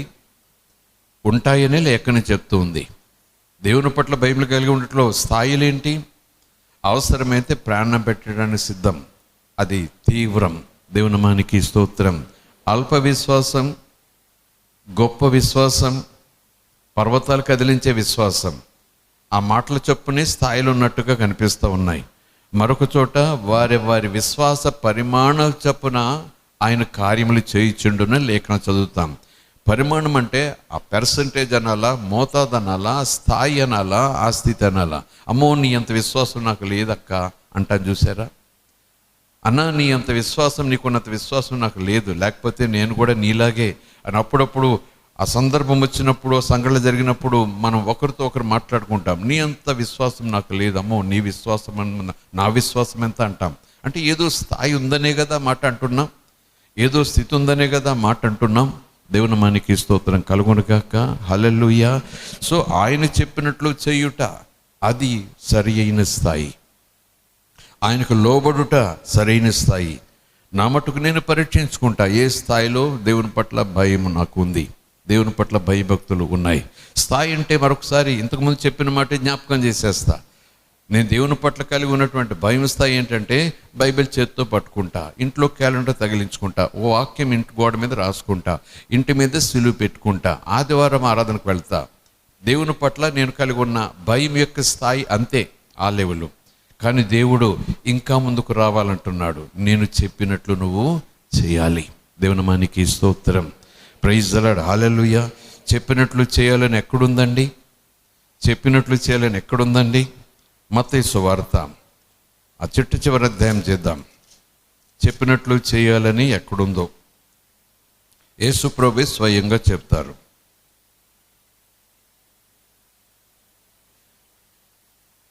28వ అధ్యాయం. యేసుక్రీస్తు ప్రభు కల్వరి శిలువ మీద మరణించి సమాధి చేయబడి 3వ దినాన్ని తిరిగి లేచిన తర్వాత 40 దినాలు శిష్యులకు కనిపించాడు, అనేక మందికి కనిపించాడు. ఆ తర్వాత మధ్యాకాశంలోనికి ఆరోహణుడయ్యాడని చదువుకున్నాం కదా. ఆయన సమాధిని గెలిచి తిరిగి లేచిన తర్వాత శిష్యులకు కనిపించిన సందర్భంలో ఆయన పలికినటువంటి మాటలు 28వ అధ్యాయం ఆ చివరి వచనం చూద్దాం. 16వ వచనం నుంచి చూడండి. 11 మంది శిష్యులు యేసు తమకు నిర్ణయించిన గలిలీలోని కొండకు వెళ్ళిరి. వారు ఆయనను చూచి ఆయనకు మ్రొక్కిరి గాని కొందరు సందేహించిరి.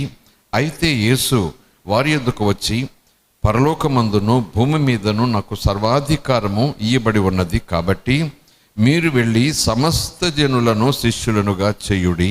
తండ్రి యొక్కయు కుమారుని యొక్కయు పరిశుద్ధాత్మ యొక్కయు నామములోనికి వారికి బాప్తిస్మము ఇచ్చుచు నేను మీకు ఏ ఏ సంగతులను ఆజ్ఞాపించితినో వాటినన్నిటినీ గైకొనవలెనని వారికి బోధించండి. బాప్తిజం పొందిన వారందరికీ నేను మీకు ఏ ఏ ఆజ్ఞలైతే ఆదేశించానో, ఎలాగైతే చేయమని చెప్పానో, ఏమి చేయమని చెప్పానో, ఎలా ఉండమని చెప్పానో అవన్నీ కూడా వారికి చెప్పి వాటిని అనుసరించమని చెప్పండి. అలాగున వారిని చేయమని చెప్పండి. గైకొనుట అంటే వినటం మాత్రం గైకొనుట కాదు, వినటం మాత్రమే. ఆ విన్నదాన్ని ఆచరణలు పెట్టినప్పుడు అది గైకొనినట్టు. దేవుని నామానికి స్తోత్రం. హల్లెలూయా. Praise the Lord. హల్లెలూయా. ఒక ఆదేశం పాటిస్తారు. ఒక తండ్రి పిల్లవాడిని పిలిచాడు. పొలంలోకి వెళ్ళి పని చక్క పెట్టరా అబ్బాయి అన్నాడు. పని చక్క పెడతానని బయటికి వెళ్ళాడు, చక్క పెట్టకుండా పోయాడు. మరొక పిల్లవాడిని పిలిచాడు ఆ తండ్రి, పొలంలోకి వెళ్ళి పని చక్క పెట్టరా అని. నేను చక్క పెట్టను అన్నాడు, కానీ బయటికి వెళ్ళిన తర్వాత అతను పని చక్క పెట్టాడు. యేసుప్రభు చెప్పినటువంటి ఉపమానం, ఆ ఉపమానాన్ని ఆధారం చేసుకుని ఈ మాట అంటున్నాను. పని చేస్తాను అని పెద్ద కొడుకు అన్నాడు అనుకోండి, చిన్నవాడు కూడా అన్నాడు. పెద్ద కొడుకు బయటకు వెళ్ళి ఆ పని చేయలేదు. చిన్న కొడుకు అదే పని పెద్ద కొడుకు చేస్తానన్నాడు, విన్నాడు, చేస్తానని అంగీకరించాడు, బయటికి వెళ్ళాడు. చిన్న కొడుకు చేస్తానన్నాడు అని బయటికి వెళ్ళాడు, కానీ చిన్న కొడుకు చేశాడు, పెద్ద కొడుకు చేయలేదనుకోండి. ఎవరు విన్నట్టు, ఎవరు దానిని అంగీకరించినట్టు? ఆచరణలో పెట్టిన వాడే మాట విన్నట్టు. దేవుని మనకి స్తోత్రం. మొదటి వ్యవహారం చూస్తే ఇద్దరూ విన్నారు. మొదటి వ్యవహారం చూస్తే ఇద్దరూ ఏకీవించారు. అవును, అలాగే, చిత్తం, ఎస్ అన్నారు. ఇద్దరూ బయటకు వెళ్ళారు. వెళ్ళే తీరు చూస్తే ఇద్దరు కూడా విన్నట్టుగానే ఉంది. కానీ పని చక్కబెట్టిన తర్వాత రుజువైంది ఎవరు మాట విన్నారో ఎవరు మాట వినలేదో. దేవుని మనకి స్తోత్రం. ఎవరు విశ్వాసో ఎవరు విశ్వాసి కాదో ఏదో రుజువు ఉంటుందట. ఎవరి జ్ఞానో ఎవరి అజ్ఞానో కేవలము శరీరం మీద ఉన్న ముద్ర కాదు, వస్త్రం మీద ఉన్న ముద్ర కాదు, లేకపోతే ఇతడు జ్ఞాని అని ఎవరో చెప్పినటువంటి మాట కాదు, లేకపోతే నా పిల్లోడు నా కొడుకు జ్ఞాని అని నాన్న చెప్పేస్తే అయిపోదు. నా పేరు జ్ఞాని, నాన్న పెట్టారు, నన్ను జ్ఞాని అని పిలుస్తారు అని పేరు పెట్టుకుంటే అయిపోలేదు. జ్ఞాని అన్నవాడి జీవితంలో అతని యొక్క ప్రవర్తించే తీరు, నిర్ణయాలు, నడవడిక, అతని యొక్క సమస్తం కూడా ఒక జ్ఞానికి ఉన్నట్టుగానే ఉంటాయి. దేవుని మనకి స్తోత్రం. ఈరోజు ప్రభు అడుగుతారు, నువ్వు విశ్వాసవు కదా, మరి అలా ఉండాలి. నువ్వు దేవుని బిడ్డవు కదా, నువ్వు అలా ఉండాలి. నువ్వు దేవుని అంగీకరించి ఆయన మార్గంలో వెళుతున్నావు కదా, నువ్వు అలాగ ఉండాలి. దేవుని మనకి స్తోత్రం. Praise the Lord, hallelujah. So మొట్టమొదటి బలమైన ప్రయోజనం నిర్గమకాండం 20వ అధ్యాయం. భయం కలిగి ఉండటం వల్ల, భయభక్తులు కలిగి ఉండటం వల్ల ప్రయోజనం ఏంటి, మనకు వచ్చే లాభం ఏంటి? అవును, మనిషికి ఏదైనా పని చెప్తే చెయ్యాలి అంటే చేయటం వల్ల వచ్చే లాభం ఏంటో చెబితేనే ముందు పనిలోకి ఎంటర్ అవుతాడు. మనిషి మనసు అంతే కదండి. ఇది చేస్తే నాకు ఏమిస్తావు, అక్కడికి వస్తే ఏమిస్తావు, ఇలా ఉంటే ఏమిస్తావు, అలా ఉంటే ఏమిస్తావు. ఓ ప్రైజ్ ది లార్డ్, హల్లెలూయా. అన్నీ కూడా తిరిగి ఏదో పొందుకోవాలి. మన మనసు ఎరిగిన వాడే కాబట్టి దేవుడు అంటాడు, నేను చెప్పినట్టు చేస్తే నీకు బహుమానం ఉంటుంది. దేవుని మనకి స్తోత్రం. ప్రైజ్ ది లార్డ్, హల్లెలూయా. నిర్గమకాండం ఆజ్ఞల గురించి యెహోవా దేవుడు పలికిన సందర్భం, 10 ఆజ్ఞలు పలికినటువంటి సందర్భంలో మాట 20వ అధ్యాయం 20 వచ్చి అనుకుంటాను, చూడండి.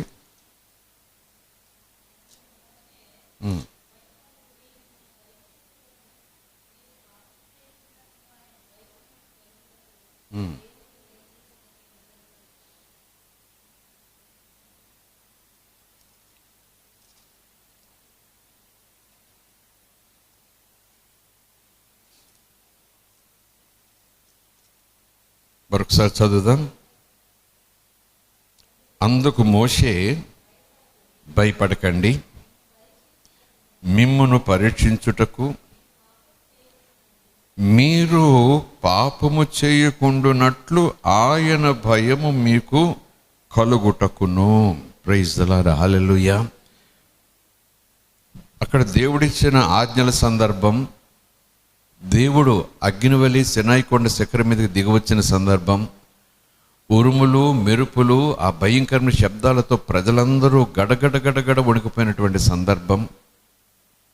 ఆ సందర్భాన్ని జ్ఞాపకం చేస్తూ ఆ సన్నివేశంలో ఆ దేవుని యొక్క ఆ రోషాన్ని బట్టి, దేవుని యొక్క ఆ పవిత్రతను బట్టి, లేకపోతే ఆయన దర్శించిన తీరును బట్టి, ఇలా చేస్తే ఆశీర్వాదం, ఇలా చేయకపోతే నష్టం, శాపం అనేటటువంటి మాటలను బట్టి భయం కలిగి ఉన్న ఆ రెండవ స్టేట్మెంట్లో రెండో భాగం చూస్తే, మీరు పాపము చేయకున్నట్లు ఆయన భయము మీకు కలుగుతుంది.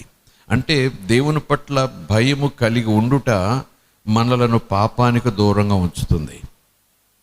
దేవుని పట్ల భయము కలిగి ఉండుట వల్ల నాకు వచ్చే ప్రయోజనం ఏంటి? వాహనాల, వస్తువుల, వస్త్రాల, వాకిళ్ళ?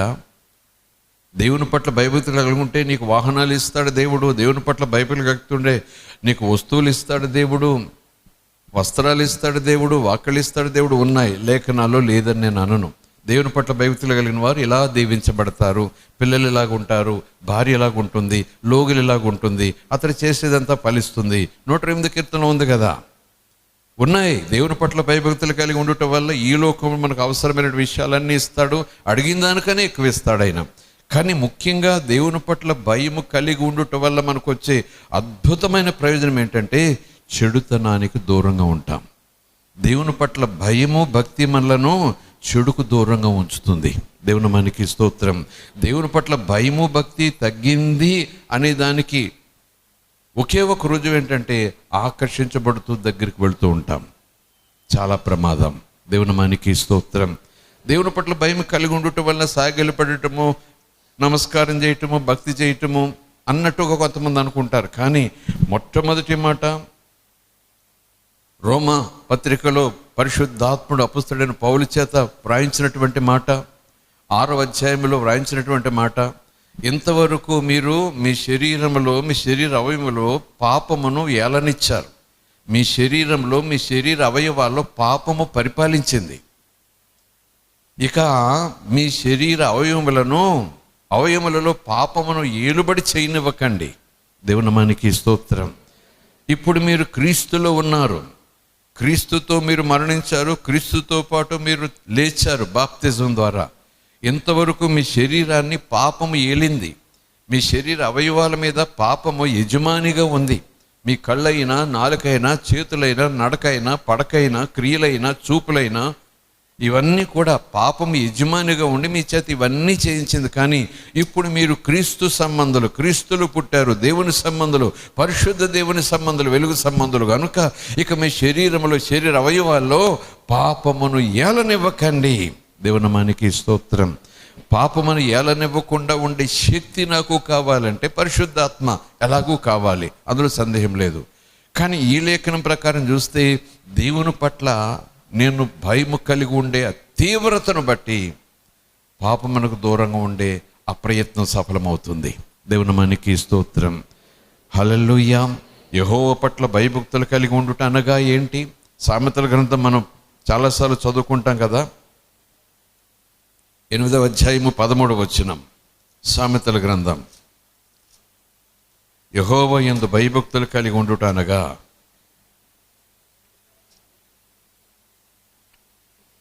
యెహోవా యందు భయభక్తులు కలిగి ఉండుట చెడుతనమును అసహించుకొనుటయే. చెడుకు దూరంగా ఉండుటయే, చెడును ఆశించకుండా ఉండుటయే. మరలా చెప్తున్నాను, దేవుని పట్ల భయం అనేటప్పటికీ ఈ వ్రతాల మాదిరిగా, నోముల మాదిరిగా, జపతప స్నానాల మాదిరిగా అన్యజనులు ఎలా చేస్తున్నారో తెలియదు. కానీ విశ్వాసులు కూడా ఆ విషయంలో ఎంత భయముతో వణుకుతూ ఉంటారో. ఆ నియమం, నిష్ఠ, తడి, మడి వీటిల్లో మాత్రము అందరూ కూడా ఒకరి మీద ఒకరు పోటీపడి ఉంటారు. గడిచిన వారాల్లో మనం చెప్పుకున్నాం. పందెముల పంగంలో ఉన్నట్టుగా ఉంటారు భక్తి చేయటంలో. వణికిపోతారు సుమా. అలాంటి వ్రత దీక్షలు చేయటంలో చాలా వణికిపోతారు సుమా. దీక్ష చేయకపోతే ఏమో అన్నట్టుగా ఉంటారేమో సుమా. కానీ లేఖనం చెప్తుంది, వణకటానికి ఏముంది, దెయ్యాలు వణుకుతున్నాయి. కానీ దేవుని పట్ల భయము కలిగి ఉండుట చీకటికి దూరంగా ఉండుటయే. చీకటికి శరీరంలో లేదా తన ఆధ్యాత్మిక జీవితంలో చోటు ఇవ్వకుండా ఉండుటయే. అపవాదికి చోటు ఇవ్వద్దు. దేవుని మనకి స్తోత్రం. దేవుని పట్ల భయము మనలను పాపానికి దూరంగా ఉంచుతుంది. పాపం ఏలవేసి పిలిచినా మనం స్పందించం. మనం స్పందించకుండా ఉండేలాగున్న మనకు సహాయం చేసేది దేవుడే, సహాయం చేసేది పరిశుద్ధాత్మే. ఇందా చెప్పుకున్నాం కదా, పరిశుద్ధాత్మ మనకు భయభక్తులు నేర్పిస్తాడు. పరిశుద్ధాత్మని ద్వారా మనలో ఆ భయభక్తులు పుట్టుకొస్తాయి. పరిశుద్ధాత్ముడు నాలో, నా మీద ఆయన చేత నడిపించబడతా ఉంటే, వెంటనే పాపం ఏలవేసి పిలుస్తూ ఉంటే పరిశుద్ధాత్ముడు వెంటనే వార్నింగ్ ఇస్తాడు. వెంటనే భయము భక్తి నాకు పుట్టిస్తాడు. వెంటనే దూరంగా ఉండటానికి ప్రయత్నించేయటమే కాదు, సఫలమవుతాను. దేవుని నామానికి స్తోత్రం. Praise the Lord. హల్లెలూయా. లూకా సువార్త 1వ అధ్యాయం. దేవుని కృప అపారముగా అనుభవించగలం మనం. దేవుని పట్ల భయభక్తులు కలిగి ఉండటం ద్వారా దేవుని కృప అపారంగా మనం అనుభవించగలం. 1వ అధ్యాయం.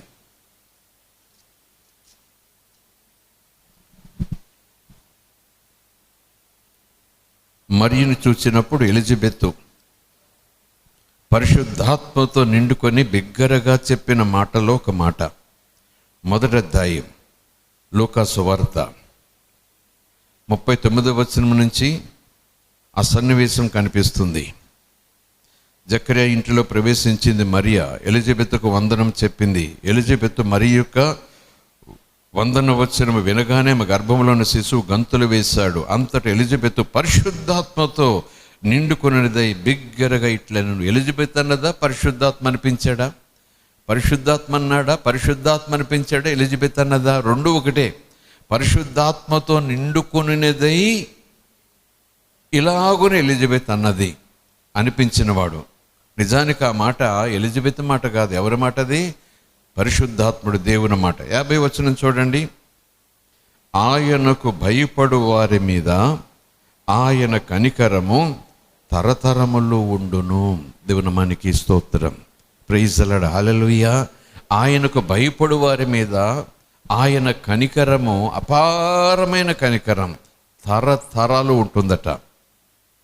ఆయనకు భయపడని వారి మీద ఆయన కనికరము ఉండదు అన్నట్టుగా అనిపిస్తూ ఉంది కదా ఈ మాట.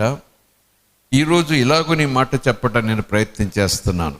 ఆయన మనము తల్లి కడుపులో పడకముందే క్రీస్తుని లోకానికి దేవుడు పంపించటానికి ప్రధానమైన కారణం, దేవుడు మానవులను కనికరించాడు, ప్రేమించాడు.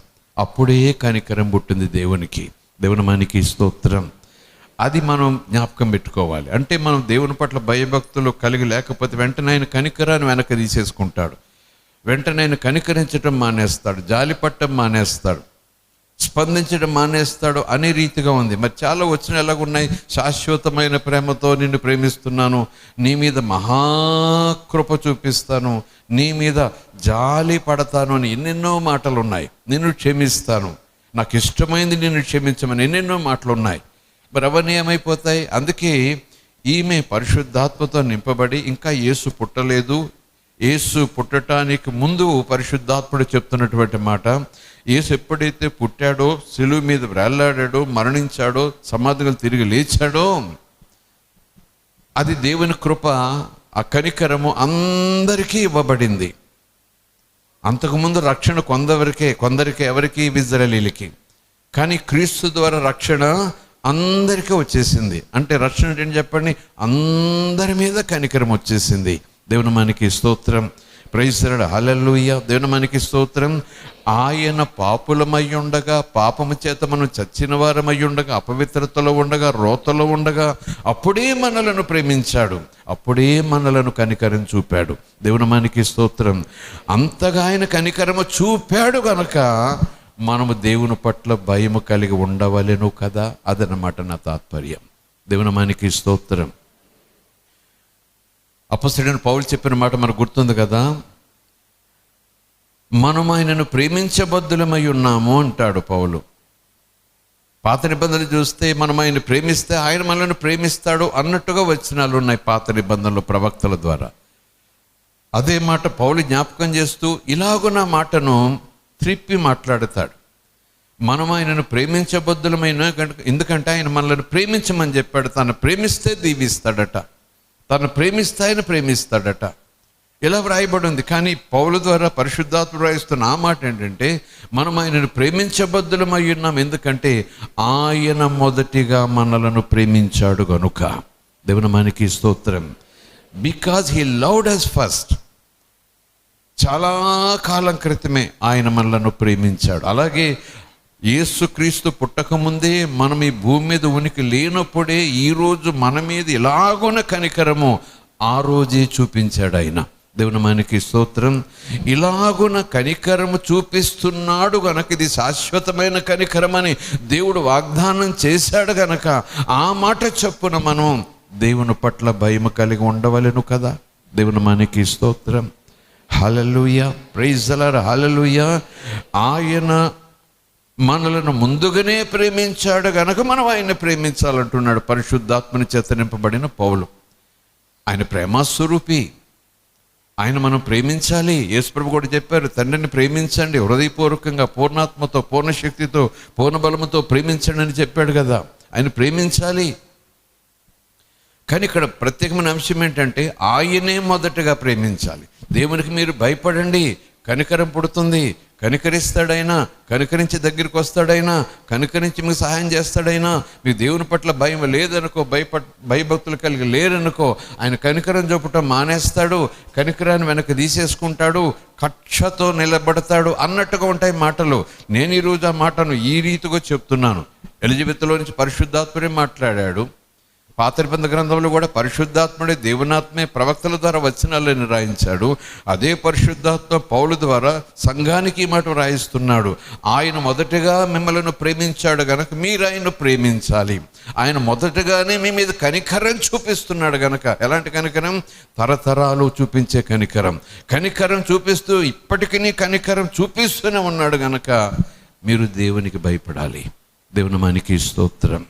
ప్రైజ్ ద లార్డ్, హల్లెలూయా. దేవుని నామానికి స్తోత్రం. ప్రైజ్ ద లార్డ్, హల్లెలూయా. అపొస్తలుల కార్యాలు 10వ అధ్యాయం 35వ వచనం ముగిస్తున్నాను. కొర్నేలు గురించి పరిశుద్ధాత్ముడు వ్రాయించిన సన్నివేశం. 10వ అధ్యాయం 35వ వచనం. ప్రతి జనములోనూ ఆయనకు భయపడి నీతిగా నడుచుకున్న వానిని ఆయన అంగీకరించను. 35వ వచనం చూడండి. భయపడటం, దేవునికి భయపడటం, పరిశుద్ధునికి భయపడటం. ప్రతి జనములోనూ, ఈ భాష ఆ భాష, ఈ కులం ఆ కులం, ఈ దేశం ఆ దేశం, అక్కడ ఇక్కడ, పెద్ద గొప్ప ఇదేమి లేదు. ప్రతి జనములోనూ ఆయనకు భయపడి నీతిగా నడుచుకున్న వారిని ఆయన అంగీకరించును. ఈ మాట కూడా పేతురు మాట్లాడుతున్న మాట కూడా దేవుని లేఖనాల్లో ఉన్న మాటే. కానీ ఆ మాటను మనము ఈ కృపాకాలాన్ని బట్టి, పరిశుద్ధాత్మని యొక్క ఆ దేవుని ప్రేమ స్వరూపి ఆ స్వభావాన్ని బట్టి ఎలాగ దీన్ని మనము ఆలోచన చేయొచ్చు, ఎలాగున్న దీనిని మనం అనుసరించవచ్చు అంటే, ప్రతి జనములోనూ ఆయనకు భయపడి నీతిగా నడుచుకున్న వారిని ఆయన అంగీకరిస్తాడు. ఆయనకు భయపడి నీతిగా నడుచుకుంటే ఆయన అంగీకరిస్తాడు అని ఉంది. ఆయనకు భయపడి నీతిగా నడుచుకుంటే ఆయన అంగీకరిస్తాడు అని ఉంది. ఇక్కడ మనం నీతిగా నడుచుకున్నామని, ఆయనకు భయపడ్డామని ఆయన మన కోసం చనిపోయాడా, మనల్ని అంగీకరించాడు చెప్పండి? లేదు కదా. అందుకే చాలా జాగ్రత్తగా అర్థం చేసుకోవాలి. ఈ మాట వినగానే మనం ఆయనకు భయపడితేనే అంగీకరిస్తాడు, నీతిగా నడుచుకుంటూనే అంగీకరిస్తాడు. మనము మన స్వనీతితో, మన శక్తితో నీతిమంతులం కాలేము. ఒకవేళ నీతి క్రియలు చేసినా దేవుని దృష్టిలో ఎలా ఉంటాయి చెప్పండి? మురికి గుడ్డలతో సమానమని లేఖనాలు రాయించేశాడు. మరి దేవునికి భయపడి నీతిమంతులుగా ఉంటే ఆయన అంగీకరిస్తాడు, లేకపోతే తిరస్కరిస్తాడు. అంగీకరించాడంటే తిరస్కరిస్తాడు, దూరం పెట్టేస్తాడని. వెంటనే విశ్వాసంలోకి వచ్చిన తర్వాత ఈ వచనాలను పరిశుద్ధాత్మ సహాయంతో మనము అవగాహన చేసుకోకపోతే వెంటనే నీవు నేను దేవుడు నన్ను తిరస్కరిస్తున్నాడు, దేవుని పట్ల భయభక్తులు నాకు తగ్గాయి, ఆయన నీతి చొప్పున నేను అంగీకరించు ఆ ఆలోచన చేయట్లేదు, అనుసరించట్లేదు, చాలా కాలం నుంచి నేను తప్పిపోయాను, తొట్టిల్లుతోనే వస్తున్నాను అంటే దేవుడు నన్ను తిరస్కరిస్తున్నాడు అన్నమాట అనే భావన వచ్చేస్తుంది. నిజమే అన్నట్టుగా లేఖనాలు చెప్తాయి.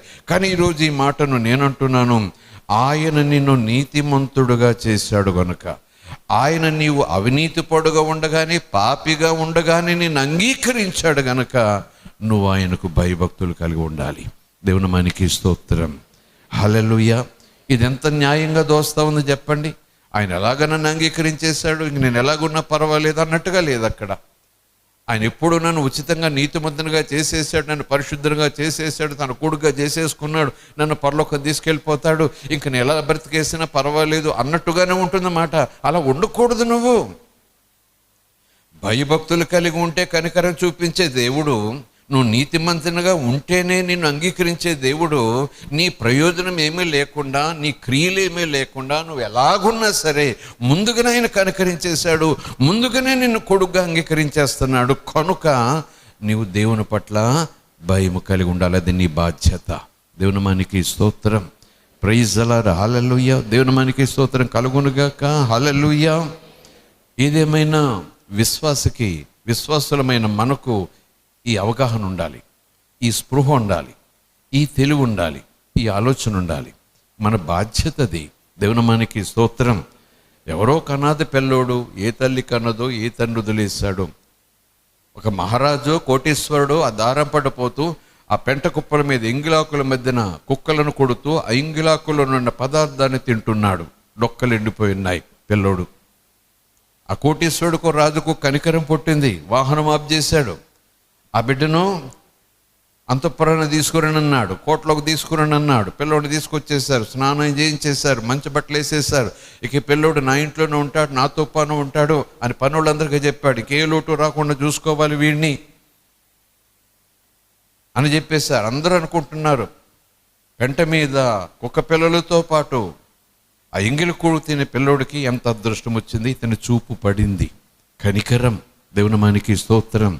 ఒకవేళ పనివారిలోనూ తనకు పరిచర్య చేసే వాళ్ళలోనూ ఏదైనా ఒకవేళ నిర్లక్ష్యం ఉంటుందేమో.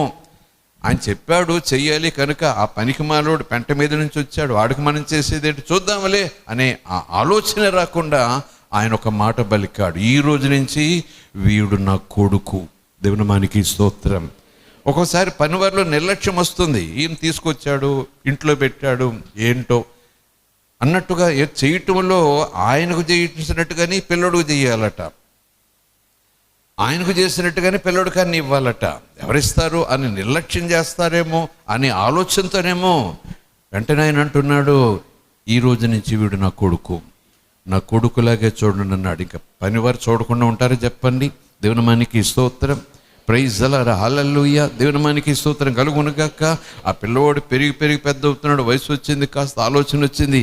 కానీ అతని మనసు, అతని స్వభావం మారక ఆ పెంట, ఆ రోత, ఎంగిలిస్తరాకులు, ఆ కుక్క పిల్లలు, ఆ రొచ్చు, అందులోకి రోజు కనీసం కాసేపైనా ఉండొస్తాను అంటూ ఉంటే ఇంకా పనివారేమనుకుంటారు, ఇరుగు పొరుగేమనుకుంటారు, అయ్యా ఒకప్పుడు ఆ స్థాయిలో ఉన్నావు, కనికరంతో ఆయన ఈ స్థాయికి తీసుకొచ్చాడు, కనికరంతో నేను కొడుకుగా చేసుకున్నాడు, కనికరంతో తన ఆస్తికి నిన్ను వారసుడిగా చేసేసాడు, డిక్లేర్ చేసేసాడు. ఆయన మాట తప్పుడు. మళ్ళా నీకు ఎందుకయ్యా పెంట అంటారు ఇరుగు పొరుగు. ఎందుకయ్యా పెంట అని ఆ ఇంట్లో పనిచేసే పనోళ్ళు అంటారు, యజమాని అనకపోయినా.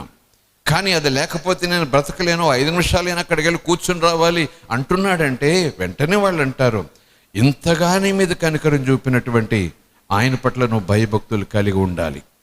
నీ బాధ్యత ఆయన వాకిట్లో ఉండాలి, ఆయనను గౌరవించాలి. ఇంతగా నీ మీద కనికరం చూపాడు గనక, ఇంతగా అనర్హుడనే నిన్ను కొడుకుగా చేసుకున్నాడు గనక, ఏమి లేనటువంటి నిన్ను ఆస్తిక వారసుడు చేశాడు గనక ఆయన పట్ల భయము భక్తి కలిగి ఆయన పేరు నిలబెట్టరా అబ్బాయి అంటారు ఇంట్లో వాళ్ళు. దేవుని మనకి స్తోత్రం.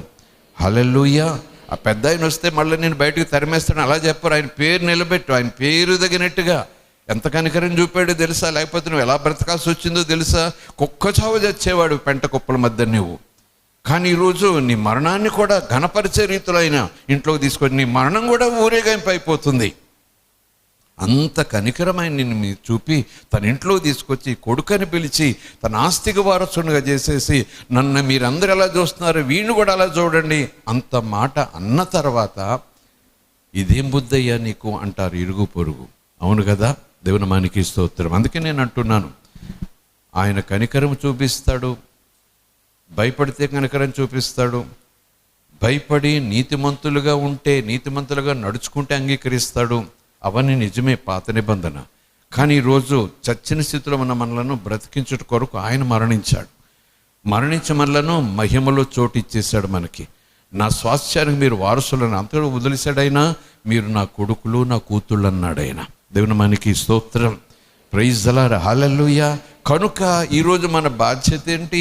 ఆయన పట్ల ఆయన మనకు చేసిన స్థితిని బట్టి, మనకిచ్చిన హోదాను బట్టి, మనకిచ్చిన గౌరవాన్ని బట్టి, మనకు తప్పించిన అవమానాన్ని బట్టి, మనకు తప్పించిన నరకాన్ని బట్టి ఆయన పట్ల మనము అపారమైన గౌరవం చూపించాలి, అపారమైన భయభక్తులు కలిగి ఉండాలి. అది మన బాధ్యత. ఇదేమి మొయ్యలేని బాధ్యత కాదండి. దేవుని మనకి స్తోత్రం. ఇదేమి మనం చేయలేని బాధ్యత కాదు. ఆయన చెప్పినట్లు చేయటమే. ప్రార్థన చేసుకుందాం. తలలు వంచండి. Thank you Jesus. Thank you father. యోసేపు అంటున్నాడు, దేవుని పట్ల నేను భయం కలిగిన వాడను. దేవుడు యోబు అనే వ్యక్తి గురించి మాట్లాడుతున్నాడు. యోబు దేవునికి భయపడతాడు. దేవుని యొక్క దూత ఆకాశంలో ఎగురుతూ అందరితోనూ ఇలాగూ ప్రకటిస్తూ మాట్లాడుతున్నాడు. సమస్త ప్రజలు, ప్రతి భాష, ప్రతి జాతి, సమస్త ప్రజలు దేవునికి భయపడండి, ఆయన మహిమపరచండి. యేసు ప్రభు కూడా చెప్తున్నారు దేవునికి భయపడాలని. ఆయన కుమారుడుగా ఈ భూమి మీద సంచారం చేసినప్పుడు ఆయనను మాదిరిగా చేసుకుని వెంబడించవలసినటువంటి దేవుని ప్రజలు దేవుని పట్ల అలాగున భయభక్తులు కలిగి ఉండాలి అని లేఖనాల ద్వారా ప్రభు చెప్తున్నాడు. భయం అంటే తల వంచుట మాత్రమే కాదు, భయం అంటే రెండు చేతులు జోడించటం మాత్రమే కాదు, భయం అంటే సాష్టాంగ నమస్కారం చేయటం మాత్రమే కాదు. అది కూడా భయంలో భాగం కావచ్చు, అది కూడా గౌరవించడంలో భాగం కావచ్చు, అది కూడా సన్మానించడంలో భాగం కావచ్చు, అది కూడా మీ పట్ల నేను పూజ్యభావం కలిగి ఉన్నాను అని చెప్పటంలో ఒక భాగం కావచ్చు. కానీ అసలైన భాగం క్రియ, మన మాటల తీరు, మన నడవడిక, మన ప్రవర్తన, ఆయన పట్ల భయభక్తులను చూపించాలట. యేసు ప్రభు కూడా అలాగే తన జీవితంలో ఆ భయభక్తులు చూపాడు. దేవుని ఆత్మ ఆయన మీదకి వచ్చారు. అలాగ భయము కలిగి ఉండుట, ఆ చిగురు, ఆ వేరు, ఆ యేసయ్యకు ఆ భయము కలిగి ఉండుట ఒక సువాసనగా ఆశించాడట, కోరుకున్నాడట ఆయన. ఈ సువాసన నేను కలిగి ఉండాలి, ఈ సువాసనలో నేను నివసించాలి.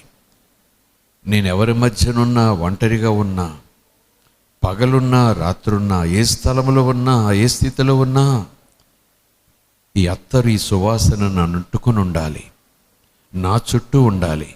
ఈ సువాసన నేను కలిగి ఉండాలి, ఈ వాసనతో నేను ఉండాలి. ఆ వాసన పేరే దేవుని పట్ల భయము కలిగి ఉండుట. అవును, దేవుని పట్ల భయము కలిగి ఉండుట అంటే ఆయన చెప్పినట్లు చేయుట, ఆయనకు లోబడుట, ఆయన ముందు తల వంచుట. ప్రజలలో దేవుని పట్ల భక్తి చూపించే తీవ్రతలు మనం చూస్తున్నాం కదా సంగమా. భక్తి తీవ్రతలు చాలా ఎక్కువగా ఉన్నాయి ప్రజల్లో. కానీ భయమేది? ఆ భక్తి వెనక భయమేది? ఆ భక్తి వెనక గౌరవం ఏది? ఆ భక్తి వెనక పూజ్యభావం ఏది? అబద్ధములాడుతూ, జారత్వంలో నివాసం చేస్తూ, వ్యభిచారం చేస్తూ, కొట్లాడుతూ, మోసం చేస్తూ, పైకొకలాగా లోపల మరొకలాగుంటూ, ఈ భయం లేని భక్తి ఎంత చేస్తే ప్రయోజనం? ఇంగిలి విస్తర్లో పాయసం పెట్టినట్టుగానే కదా. భయము లేని జీవితంతో, భయము లేని బ్రతుకుతో ఎంత భక్తి చేస్తే దేవుడికి ఇష్టమవుతుంది? ఆయనకు కావాలి విశ్వాస సహితమైన భక్తి. ఆ భక్తిలో దేవుడంటే భయం ఉండాలి. ఆయన ప్రేమ, ఆయన దయ, జాలి, కనికరం ఎంత గొప్పగా నీ మీద నా మీద చూపించాడో. పడిన నిన్ను నన్ను, చెడిన నిన్ను నన్ను చేరదీసిన కనికరం అది, కడిగిన కనికరం అది, పవిత్రపరిచిన కనికరం అది, కొడుకా కూతురా అని పిలిచిన కనికరం అది. ఇంత కనికరము చూపిన, ఇంత కరుణ మన మీద కుమ్మరించిన ఆ మహాదేవుని పట్ల అపారమైన పూజ్యభావం కలిగి ఉండొద్దా మనం? అపారమైన గౌరవం మనం ఆయనకు చూపించొద్దా? ఆయన పట్ల గౌరవం కలిగి ఉన్నామని లోకం తెలుసుకునేలాగున లోకంలో మనం నడుచుకోవాలి కదా. వీరికి దేవుడంటే చాలా భయము, భక్తి అని చెప్పుకోవాలి కదా. సంగమా, ఈరోజు ఇది మనకు చాలా అవసరం. ఈ చివరి దినాల్లో సహోదరుడా, సహోదరి, దేవుని బిడ్డ, ఇది నీకు నాకు చాలా అవసరం, చాలా అవసరం. మాటైతే, నోటి మాటైతే నేను యేసు ప్రభువుని నమ్ముకున్నానని నోరైతే చెబుతుంది, కానీ నడక పడక దానికి వ్యతిరేకంగా ఉన్నాయా? నడవడిక దానికి వ్యతిరేకంగా ఉందా? ఎలా నమ్మాలి? ఎలా నమ్మాలి? ప్రభువా, కేవలము మాట వరుసకు మాత్రం నమ్ముట కాదు కానీ నీకు ఇష్టమైన రీతిగా నా జీవితాన్ని మలుచుకొని ఆ మలుచుకునే ప్రయత్నం ద్వారా నిన్ను గౌరవిస్తానయ్యా. నా జీవితాన్ని మలుచుకుని నిన్ను గౌరవిస్తున్నాననే దానికి రుజువుపరుచుకుంటానయ్యా. ఏ విషయంలో నన్ను మార్చుకోమంటున్నావో, ఏ విషయంలో నన్ను సరిచేసుకోమంటున్నావో, ఏ విషయంలో నన్ను ఓర్చుకోమంటున్నావో, ఏ విషయంలో నువ్వు నన్ను సహించుకోమంటున్నావో అలాగూ చేసి నీ పట్ల అపారమైన పూజ్యభావం నాకు కలిగి ఉన్నదని నిరూపించుకుంటానయ్యా. అలాగుండుటకు సహాయం చేయండి. అలాగుండుటకు సహాయం చేయండి. యేసు నామమున అడుగుచున్నాం తండ్రి.